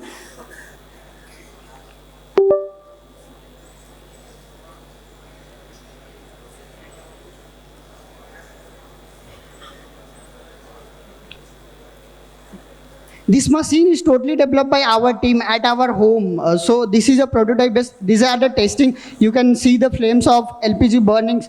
These are the testing which we have used in our vehicles, and we have also got certification regarding this fuel from the different institution. Our project has been tweeted by the ministries. So here now come to the market size. Innovative, basically we have the innovation, like after watching the video, how many have gotten like this is the same as a pyrolysis? Because you all know about the pyrolysis. Pyrolysis is a process that people are converting waste into fuel. This is totally different. We are using the depolymerization with catalytic reduction, in which we use our own catalyst through which we got the 800 ml of fuel, best quality fuel that should be used as a normal fuel. In the pyrolysis, they got the slaggiest fuel that can't be used in the vehicles or any other purposes. So that is innovation that we have done in here. So our technology convert 1 kg of waste into the 800 ml fuel. It has high demand. Basically, we have supplied our samples to the industries and some local farmers to use this fuel. So they have the given pre-orders to us, and they are interested to buy. Even we have talked with the nearby cement plant, steel plants, factories, and they are interested to buy our fuel. They are already using that kind of fuel with the much higher cost and very the similar as efficiency. So they are interested to buy our fuel also. Even we are getting the orders for the machines also regarding this technology. So we will sell the fuel as well as machine, and after selling the machine, we have the buyback guarantee of the fuel. So we have the huge amounts of order right now, so we will manage it. So here is the market side that I have mentioned. That is that TAM is 3.4 million per annum, and SAM is 1.1, and we are right now we are covering the TAM only for the India or basically segregated plastic we want. So we are covering the very low areas right now for the West. So this is the 0.5 million per annum.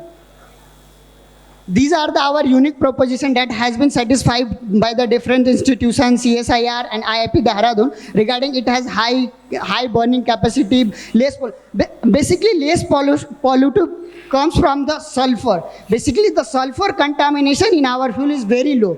Because we don't use the PVC in our plastic, we extremate, and due to the catalyst which we have developed, it reduces the effect of sulfur in our fuel. So this is a very eco-friendly fuel that should be used in normal vehicle. So it can be reduce our fuels also, pollution also.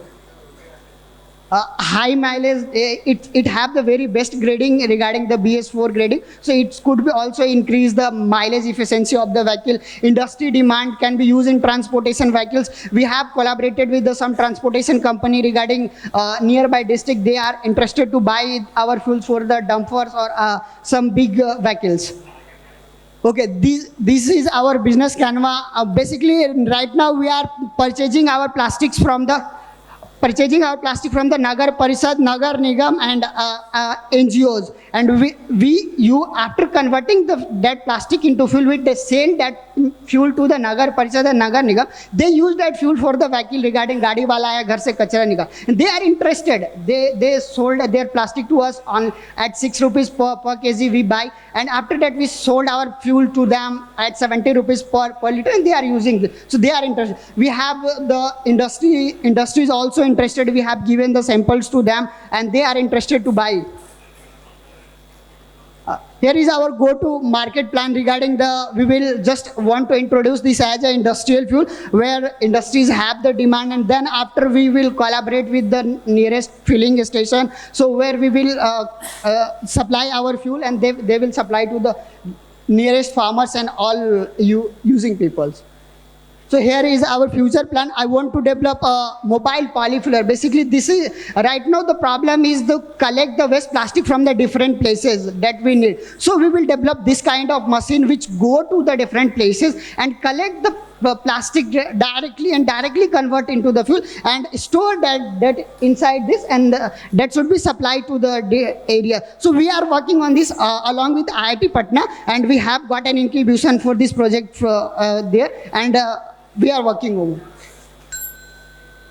So these are the achievements. We have demonstrated our project to the PMO and gotten the Swasthya Sarthi Fellowship last year. I'm the fellow and then we have presented our project to the 30 countries and 7 countries and invited me regarding the technology and catalyst that I have developed in this project. We have demonstrated at several levels. We have gotten an award from the Petroleum Ministry and Agriculture Ministry regarding this.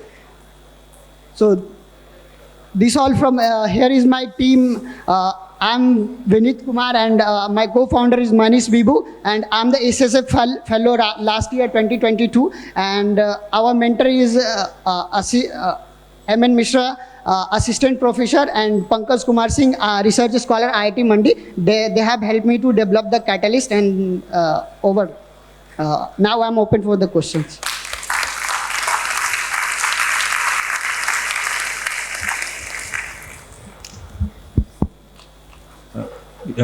Congratulations on all the work you've done. The heart of your idea is the catalyst, I think. The heart of your idea is the catalyst. Yeah. And usually it takes a lot of research to come up with a catalyst. If you have, in fact, such a catalyst, the potential is enormous because it's not limited to your regions that you're drawing in your map. It could be sold maybe in every corner of the world. So how did you come up with this catalyst? So basically, we have researched over this project from 2019, and then that time when I was working on this project, getting the slaggiest material that like the pyrolysis the people got. Then I have come with the different paper researches and all things. Then I got our mentor Pankaj Kumar Singh sir from IIT Mandi. They suggested that we have to work on catalyst. Then we are working along with him, and then we have developed a catalyst. That catalyst is developed by us from the local material that we found in our locality, and that is a liquid form that mixed with the batch processing plastic waste and then feed into the machine. Yeah, I think very exciting, very interesting. If it's a unique catalyst, as you Yeah. imply, right? This is, I don't know why you would waste any time on creating and making the fuel. The fuel is an operation, capital expense can become very competitive just to make the fuel, but to sell the catalyst and to build a business around the catalyst, patent that catalyst, and then use that as just like Coca-Cola. They don't bottle, they don't make the soda, they sell a syrup. I don't think you need to make the fuel. I think you need to really focus on building a business around this catalyst. And then you can scale that extraordinarily quickly. And you can see these fuel production factories built anywhere. You don't need to worry about that. You need to be selling on the catalyst. Just like, Intel inside. You want to have polyfuel inside. That's you. So it really, if it indeed is unique and you can get a patent on it, a really brilliant idea, I would change my focus and I wouldn't make the fuel. Yeah, we have filed the patent in the collaboration with the IIT Patna incubation about that catalyst. So right now I'm not disclosing that. This is the reason. And for the another unique is the process, that is depolymerization with catalytic reduction. That process is only done in our technology that we have developed in this. So this is another unique module that we are applying in this for getting the best fuel on low processing cost. Yeah. Okay, so Vineet, you are the tech guy. Where's your marketing person? Actually, he have the university examination on same date. That's why he didn't come. Okay, because he would have done the right selling. So Yeah. you should play on your expertise as well. So that's one thought for you. The second thing is, what are these government pre-orders that you have sourced and where are they from? If you're okay to name them. Yeah, sure. Actually, we have collaborated with the Nagar Parishad, nearest Nagar Parishad. They have signed MOU. We have 5 district MOU right now. We are buying their waste plastic and supplying our fuels to them. Right now, we have 20 kg batch processing unit as a prototype unit, and we are supplying our fuel. They are using normally, and they have given the feedback. Even I have the district magistrate report. Then they are happy to use this fuel. I have taken with us. And another reports regarding the fuel testing and all from governmental bodies. We have gotten the certificate. Last time, PMO has awarded at Delhi in SSA fellowship regarding Parminder Mani. They have awarded me regarding this fuel technology, and they have also supported from the ITC collaboration regarding there, and we are working with them. Okay, great, and all the best for your patent. Yeah, thank you. A very happy noon to everyone. We are the team Medicandi. I'm Yoga from Kumaraguru College of Technology, and he is Ramanan from Bannariamman Institute of Technology in Tamil Nadu. So this is our ventures logo. Usually, diabetic people are restricted to their food habits. Yet some people go for unhealthy snacks, which is caused by their psychological factors. Our vision is to provide healthy and natural product that can also satisfy their sweet cravings and can serve as a better snack option. Hence, our vision statement is food and medicine are indistinguishable. The problem we have worked on is about diabetes mellitus. It is a global health concern, chronic metabolic disorder. As per the statistical data provided by American Diabetes Association, in 2019, nearly 12% of the American population had diabetes. It is gradually increasing. Today. Synthetic drugs prescribed for this condition have several side effects. So, synthetic drugs prescribed for this condition have several side effects, and so diabetic people do have sweet cravings.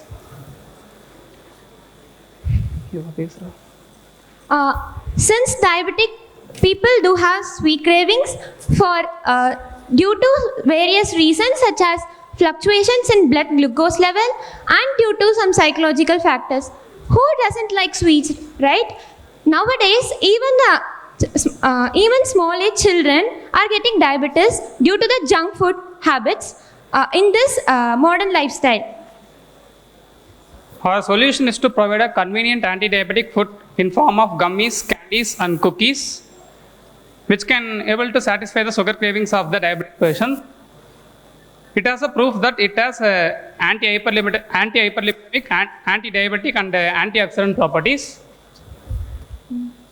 We have extracted the plant from the underutilized products like seed, leaves, and fruit peel, which can help in improved absorption, reduced side effects, and also convenience for the patients.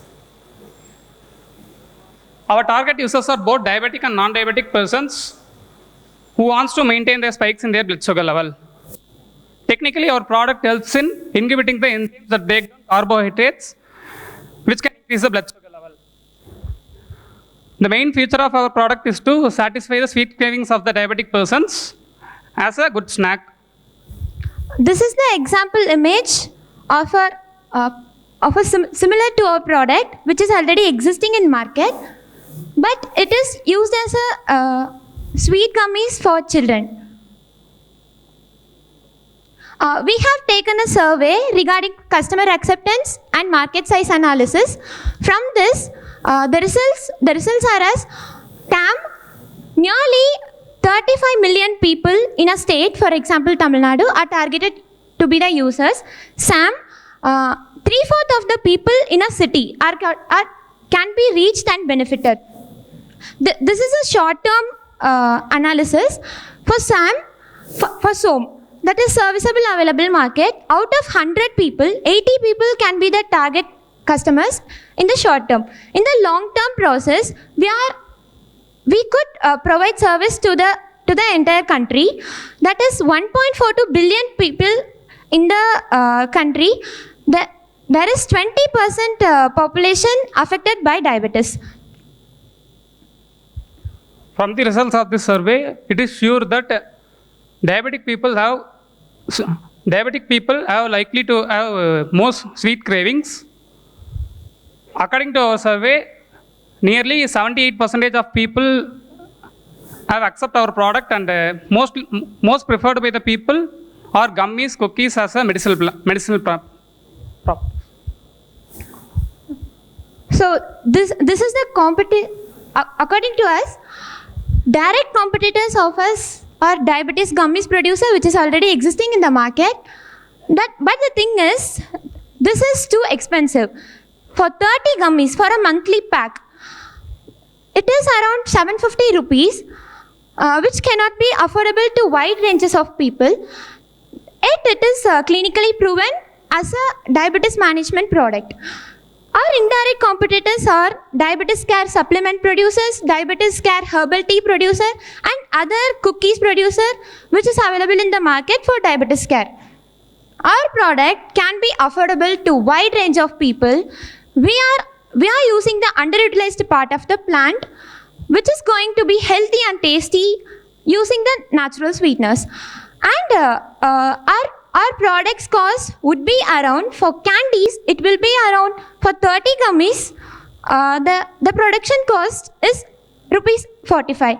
For gummies, it is around 60 rupees. For cookies, we are going to use millets, which is of high fiber and low glycemic index, which is better than the wheat and maida cookies existing in the market.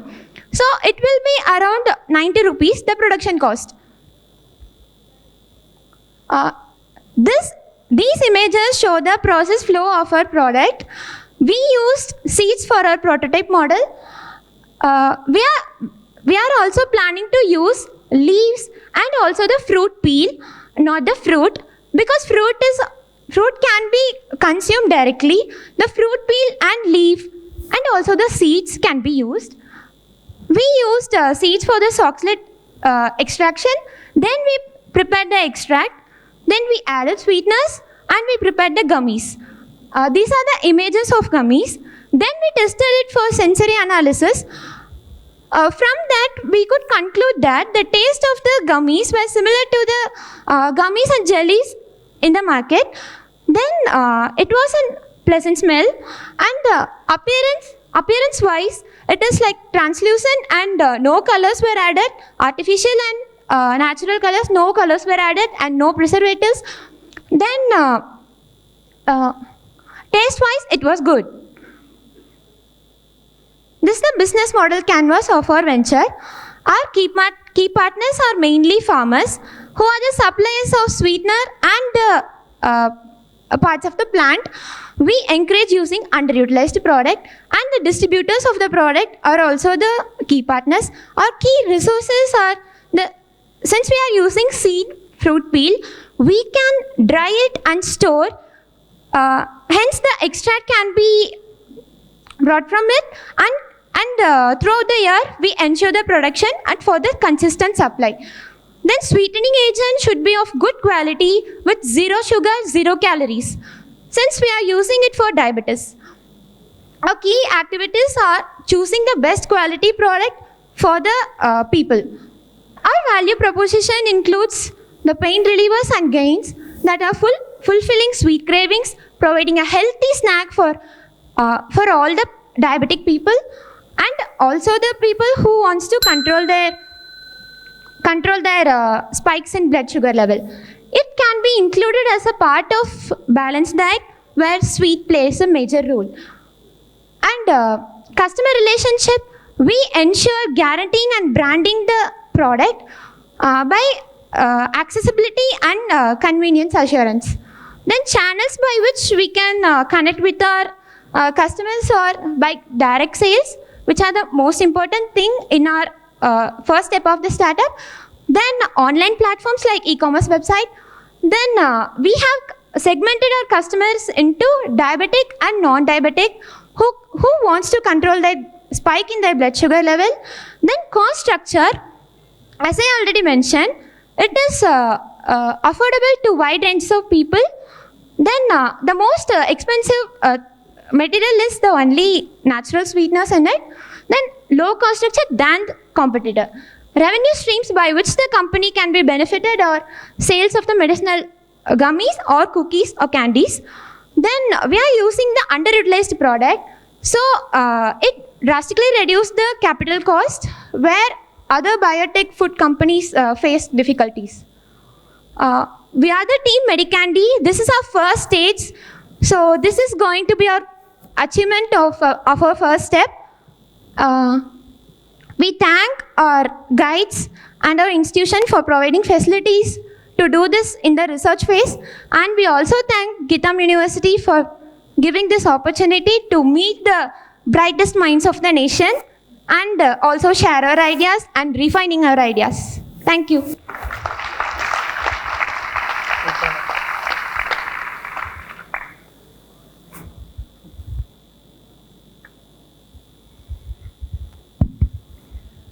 So first question that comes to my mind is that a diabetic patient would usually want to go for naturally available things such as good, jaggery and other products. Though I understand your product will also be naturally made, but there are usually fears of adulteration there, or just depending on a gummy and external source. So how are you planning to combat that thinking?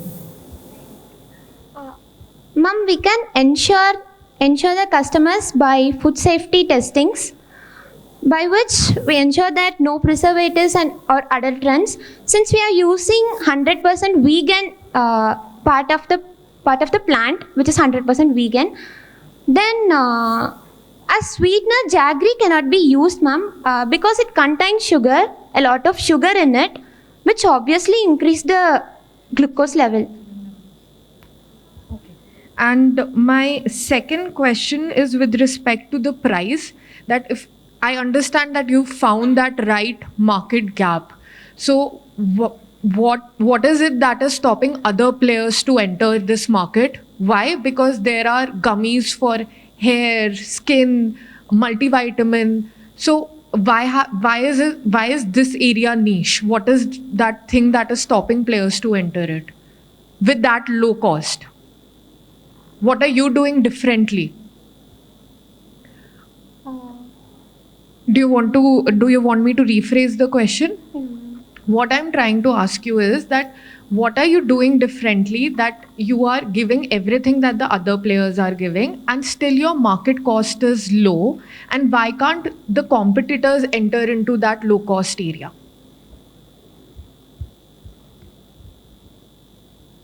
Yeah, ma'am. We are using the underutilized parts of the plant, seeds or fruit peel. We go for direct extraction using the water as solvent. So I think it is the main thing that reduces the production cost. In a large scale, we can also use water. In other companies, there are also chemical solvents. They will use that. But why we didn't go for chemical solvent is, as an edible product, as we are the biotechnology students, I don't think we can use solvents like chemicals for that. Thank you. I think I'm going to follow up on the cost question because there's ways to, and I enjoyed the presentation, and I think the diabetes arena is an ever popular and even growing problem facing not just, globally, it's a huge growth issue. And I think it's probably one of the most significant health issues that the globe is facing. So I think tackling this issue is a very good idea. Cost is interesting. If you're going to say you're going to come in, and at least the cost difference, it was like $750 versus $60. Yeah. So what that tells me, I can't follow it unless you break it down, right? So how much is the cost? How much of the cost of this product is material? And you're telling you're using these underutilized materials. Okay, so what's the difference just in the raw material between the typical product and your product? It's probably not very much, is my guess. And then what's the cost of production? And how much of that is in that price, and so on. So if you break down your cost structure and map that against the current cost structure, they're at a super high volume already, right?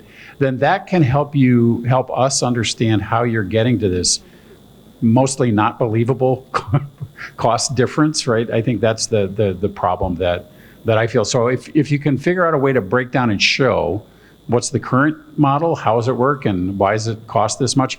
And it could be things like brand and other elements that's a different problem, right? You're gonna have to brand your products as well and go to market, and there's other things that you're gonna have to pay. So when you get to, so I would suggest looking at, before you get to saying cost, you need to break it all down and make sure that you really can do that. So I would just, that's my guidance, because that's the area that I struggled with the most. No, you're talking about a consumer product, and so the branding and distribution of it, I think, would be a challenge. And I'm not sure how you plan to do that. How will the diabetics know about your product? How will they buy it? How will they keep buying it over and over again? Like branding or direct sales, first we have to give an awareness to the people. So most of the people who are diabetic are skipping their proper meals and adding more junk in their food habits. So we can make an awareness in this idea, so which can help them recognize about their critical condition. So they will understand the importance of our product. Okay, thank you. Our heartfelt congratulations go out to all the teams that participated at the grand finale today. Your passion, hard work, and dedication have brought you to this point. We extend our sincere gratitude to the esteemed members of our jury. Your commitment to meticulously evaluating each idea, your insights, and your expertise have been invaluable. We kindly request our President, M. Shri Bharat, to felicitate our partners for SmartIDEAthon 2023, Northeastern University Center for Entrepreneurship Education and Northeastern University Center for Emerging Markets, Professor Ravi Ramamurthy and Professor Greg Collier onto the dais.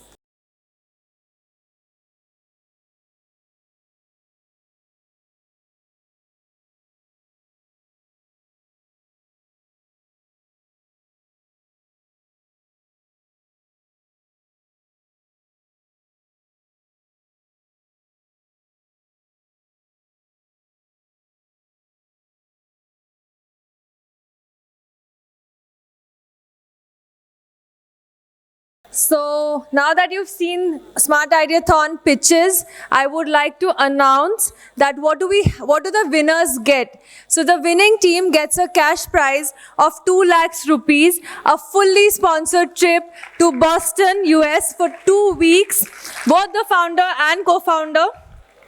The runner-up team gets an exciting cash prize of 1 lakh rupees and a partly sponsored trip, which is a 2-week trip to Boston again. We also have our social-led impact team getting a cash prize of 50,000 rupees, our women-led team getting a cash prize of 50,000 rupees, and the founder also gets to travel to Boston for 2 weeks again. We also have Ms. Dr. Leben Johnson's People Choice Award, which is again a 50,000 rupees of cash prize. So please stay tuned to see who gets these exciting cash prizes, and we'll get back to you shortly. Hello, everyone. I really want to say a few things. First, students, wherever you are, I see a lot of you still here. Thank you so much for your participation in this event. We don't do this just for the teams. And getting a chance to have you sit and watch and learn along with us, the judges, and the other members who are here is really exciting. And it was an honor to have you join us and listen and learn, and I was amazed. I actually have made several comments about how well it went today, so thank you. Thank you very much. The second thing I want to say is, if you get a chance next year and the next year to visit and watch, you'll see what we saw. A significant improvement in the ideas that are being brought forward by the students that are involved across the country. The idea generation was so much more interesting and exciting for us to listen to. It made it very difficult for us to go through a process and try to pick these things. In fact, I don't like to pick winners. I really don't. It feels like a beauty competition when everyone's beautiful, right? It's very difficult to try and make that call. So we do our best, but you know, if I was so good at picking winners, I'd be much more wealthy than I am right now. So it's a hard process to do. Hopefully, as observers of what you saw, it gets you excited to want to participate in the entrepreneurship ecosystem that's in and growing inside of India. It's extraordinary. And also for those here at GITAM, obviously, the ecosystem that your university is building and committed to is also phenomenal, and take advantage of it. This is a system that doesn't exist at universities around India or even around the world. I spend time in countries all over helping build entrepreneurship ecosystems and getting universities involved in it. And so you have a great opportunity and a great advantage amongst your peers to really experience something they can't and to participate in something they can't. So please take advantage of it. The minds here, I mean, India is, you know, if you look at the tech companies around the world, they're all being led by Indians, right? We have a lot to learn from the leadership, the culture, the capabilities that India is developing with the most recent landing on the moon, right? These are amazing and significant steps forward that the country is making that can not just lead now, but lead for the next 20, 30, 40 years. And if I was a student in India, I'd be super excited. I'd be super excited about my future and what we can do. The only thing I would add is I want to see climate technology focused on next. We have to solve this problem. I've spent the last 18 months looking at climate solutions around the world, and I think that's, if we don't solve this problem tomorrow, all the other problems that we have don't matter. So thank you so much for your patience and participation with us. I appreciate it. Thank you so much. Good afternoon. I want to again reiterate what Greg said. Congratulate all the teams that made it this far to come to Hyderabad, and then to the finalists who had a chance to get and present in front of all of you, and to the audience for being as patient as you have been. Let me just say a little bit about Northeastern, why we're involved in this kind of endeavor. It's a long way from Boston to Visakhapatnam or Hyderabad, but when you think about it in a different way, it's actually very close. So I founded at Northeastern University the Center for Emerging Markets about 15 years ago, and the reason was simple. In the US, in the business schools particularly, we were not paying enough attention to countries outside the G7, the most industrialized countries. And it was very obvious 20 years ago that we were seeing tectonic change, that the center of gravity of the global economy was shifting from the north to the south and from the west to the east. If you could literally put the GDPs of countries geographically, you would find the center of gravity had moved. And yet, what we were teaching and what we were researching and the companies we were engaged with were too US focused. Today, it's very obvious that the engines of growth, the dynamism of the global economy comes from the emerging markets. You've all seen how things have played out with China. China has gone from being 1% of the world's GDP to 15% of the world's GDP in the last 30 or 40 years. That's a very significant, substantial shift. China's growth is now slowing. It's now India's turn to try to do what China did. And that means we could be and should be entering a period where we have high single-digit and hopefully at some point double-digit rates of growth. But this shift in the growth away from the industrialized countries to the emerging markets, so the developing countries, creates a lot of challenges and opportunities because, most importantly, the purchasing power of the average consumer in emerging markets like India is much lower than that of the developed countries. Per capita income in the US is over $60,000. Per capita income in India is about $2,500. So you're talking about maybe 1/20th the per capita income. So how do you take the products and services we've already developed for the advanced countries and turn them into products that are affordable and appropriate for countries like India? That is the huge innovation challenge and opportunity that we face. And that is one reason why Greg and I, coming from this opportunity in two slightly different perspectives, Greg being very committed to startup and entrepreneurship, and in my case, very interested in the whole innovation process, because innovation is how you actually produce growth. And innovation is how companies have sustainable competitive advantage. So innovation is very important. And a lot of the innovations are going to come from countries like India going into the future. I call that reverse innovation, by which I mean innovations that India will develop that will become relevant to the rest of the world. This morning we heard about a space company. They're not only going to be a lower cost player, they will probably do other things that are very innovative. And we see that in other examples that we have studied, that, of course, innovation in India is going to, number one, involve affordability. And we saw in our examples today, you were thinking of local problems, but also affordability at the local level. So that's very important. And when we say affordable, we're not talking 5 or 10% cheaper than products in the developed countries. We're talking about 50, 60, 70% cheaper than the products. Because look at the per capita income I told you, it's 1/20th. That means 5% is the per capita income in India compared to the US. So you can't take a product and just take 5% off its cost or price. You have to take 50, 60, 70% off. Those kinds of radical innovations cannot come just from cheaper labor. Of course, India has cheaper labor, right? Everything, all services, all employees, almost all, not all, almost all employees make a lot less in India than they would make in the US. But lower labor cost is not enough to get prices down by that much. So you have to engage in all kinds of process innovations. And that is the huge opportunity that India has going into the future. This kind of ultra low-cost operation. So that's one important kind of innovation. Simplicity of products is another kind of innovation that will come out of emerging markets like India. Because again, consumers are less sophisticated.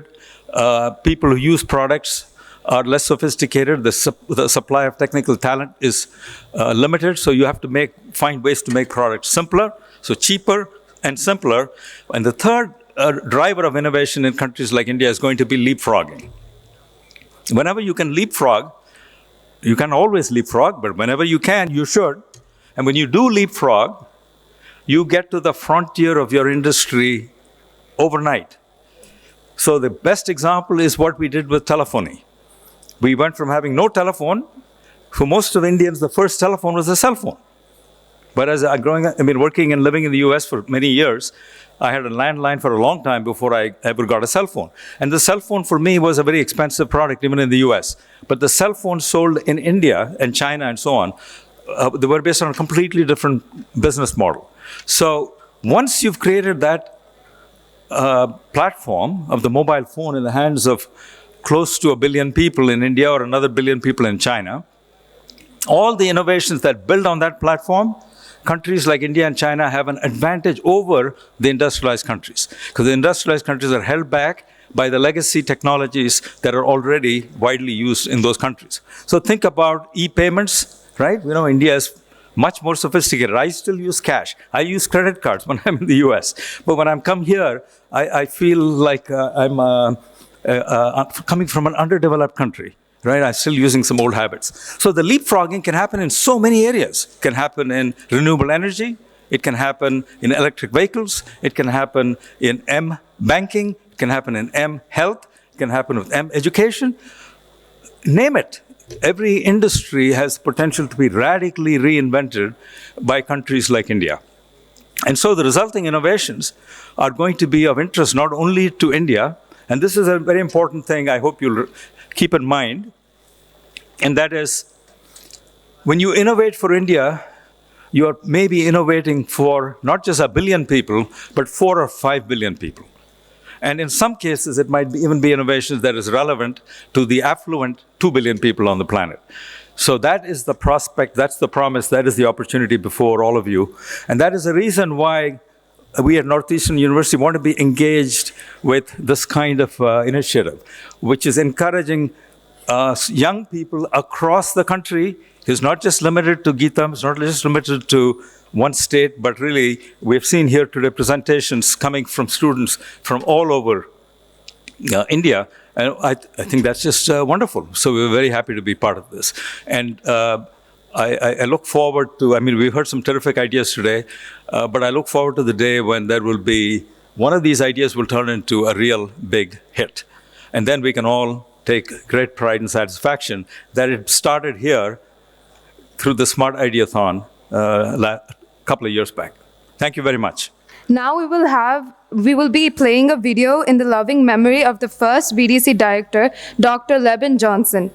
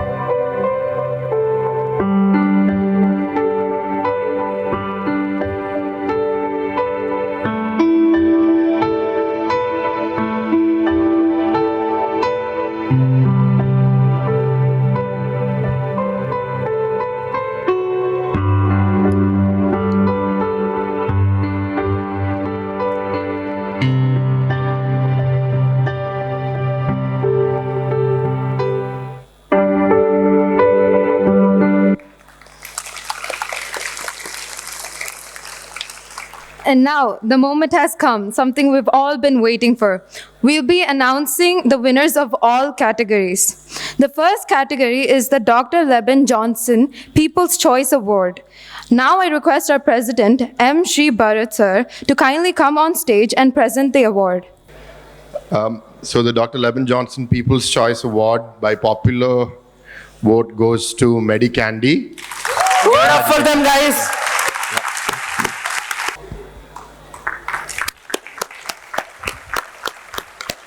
The second category is Vivek and Vandana Sharma India Initiative Best Social Impact Business Idea Award. We request Professor Ravi Ramamurthy to come on stage and present the award. Before I announce the winner, and I know the tension is getting to you, I want to thank Vivek and Vandana Sharma, who are great friends of the Center for Emerging Markets. They made a generous gift, endowed gift of $1 million to the center, and from that we've been able to support activities like this. So thank you, Vivek and Vandana. And the winner of the Best Social Impact Idea for the Vivek and Vandana Prize is AgroDroid.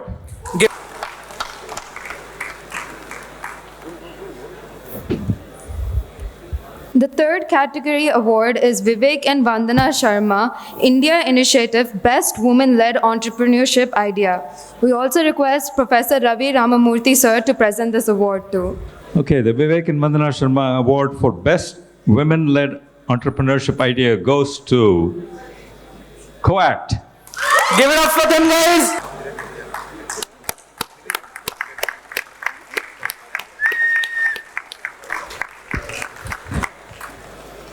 Now we have the runners-up of SmartIDEAthon 2023. I request Mr. Chandrasekhar Sarma from Control S and our Pro Vice Chancellor, Mr. Krish Nagegadda. For this runner-up award goes to Polyfueler. Give it up for them, guys.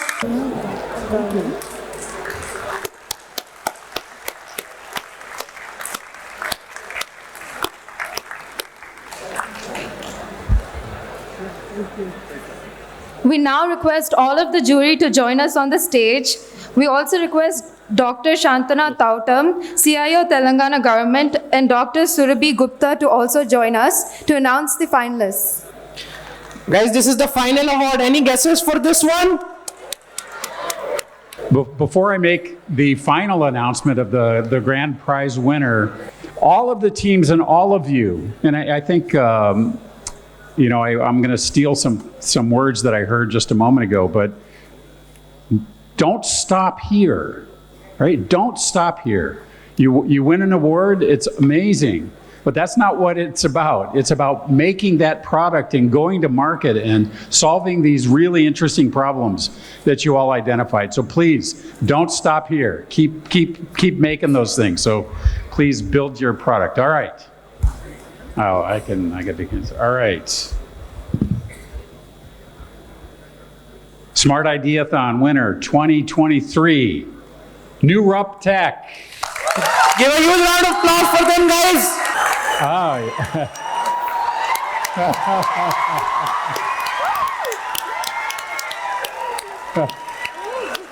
We'll see you in Boston. We'll see you. I'll be there. I'll see you in Boston. Congratulations. Thank you.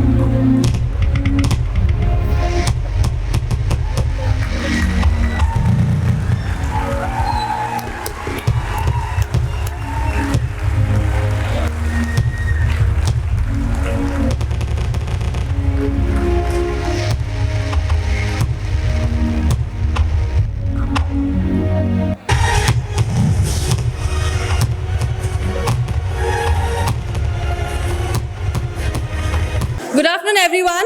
As we draw the curtains on this event, I would like to extend my heartfelt thanks to each one of you for gracing us with your presence and contributing to the success of this remarkable gathering. First and foremost, I would like to express my sincere gratitude to our partners, Startup India, Northeastern University Center for Entrepreneurship Education, Northeastern University Center for Emerging Markets. Our sponsors deserve a special mention for their unwavering support. Control S, our title sponsor, Grey Quest, our platinum sponsor, Moschip, Thinking Forks, Global Tree, Indian Bank, Nutrify and Coemt, our silver sponsors. Heartfelt gratitude to our Honorable President, Mr. M. Shri Bharat, for his continued belief in our entrepreneurship journey. Our Pro VC Hyderabad, Professor D. Sambasiva Rao sir, for graciously hosting this event and providing all the necessary help. Our CIO, Mr. Krish Nagegadda, for his leadership and guidance throughout, and the members of the leadership team of Geetham for extending their constant support in SmartIDEAthon 2023. I would now like to thank our grand jury, Professor Greg Collier, Professor Ravi Ramamurthy, and Dr. Surbhi Gupta. I would like to thank our esteemed guests who have graced our event, Mr. Rajesh Mantena, Mr. Pavan Kumar Chandana, Mr. Chandrasekhar Sharma, and Dr. Shanta Totam. Encouraging young innovators of India was the core focus of SmartIDEAthon 2023, and I would like to extend my thanks to all the 1,009 participants who contributed towards this event. A special thanks to all the jury members and the ecosystem partners that we have collaborated this year. Not to mention our entire VDC team, our hospitality, our marketing and e-club, and beyond everything, Partha Sardi for going above and beyond in arranging everything for SmartIDEAthon 2023. Tanushri and Kingshuk for doing a fabulous job in hosting the event. As we conclude, let us carry the knowledge and connections we've gained and hoping to see you all soon again. Thank you everyone and have a good day. To stay informed about the startup ecosystem, subscribe to My Startup TV.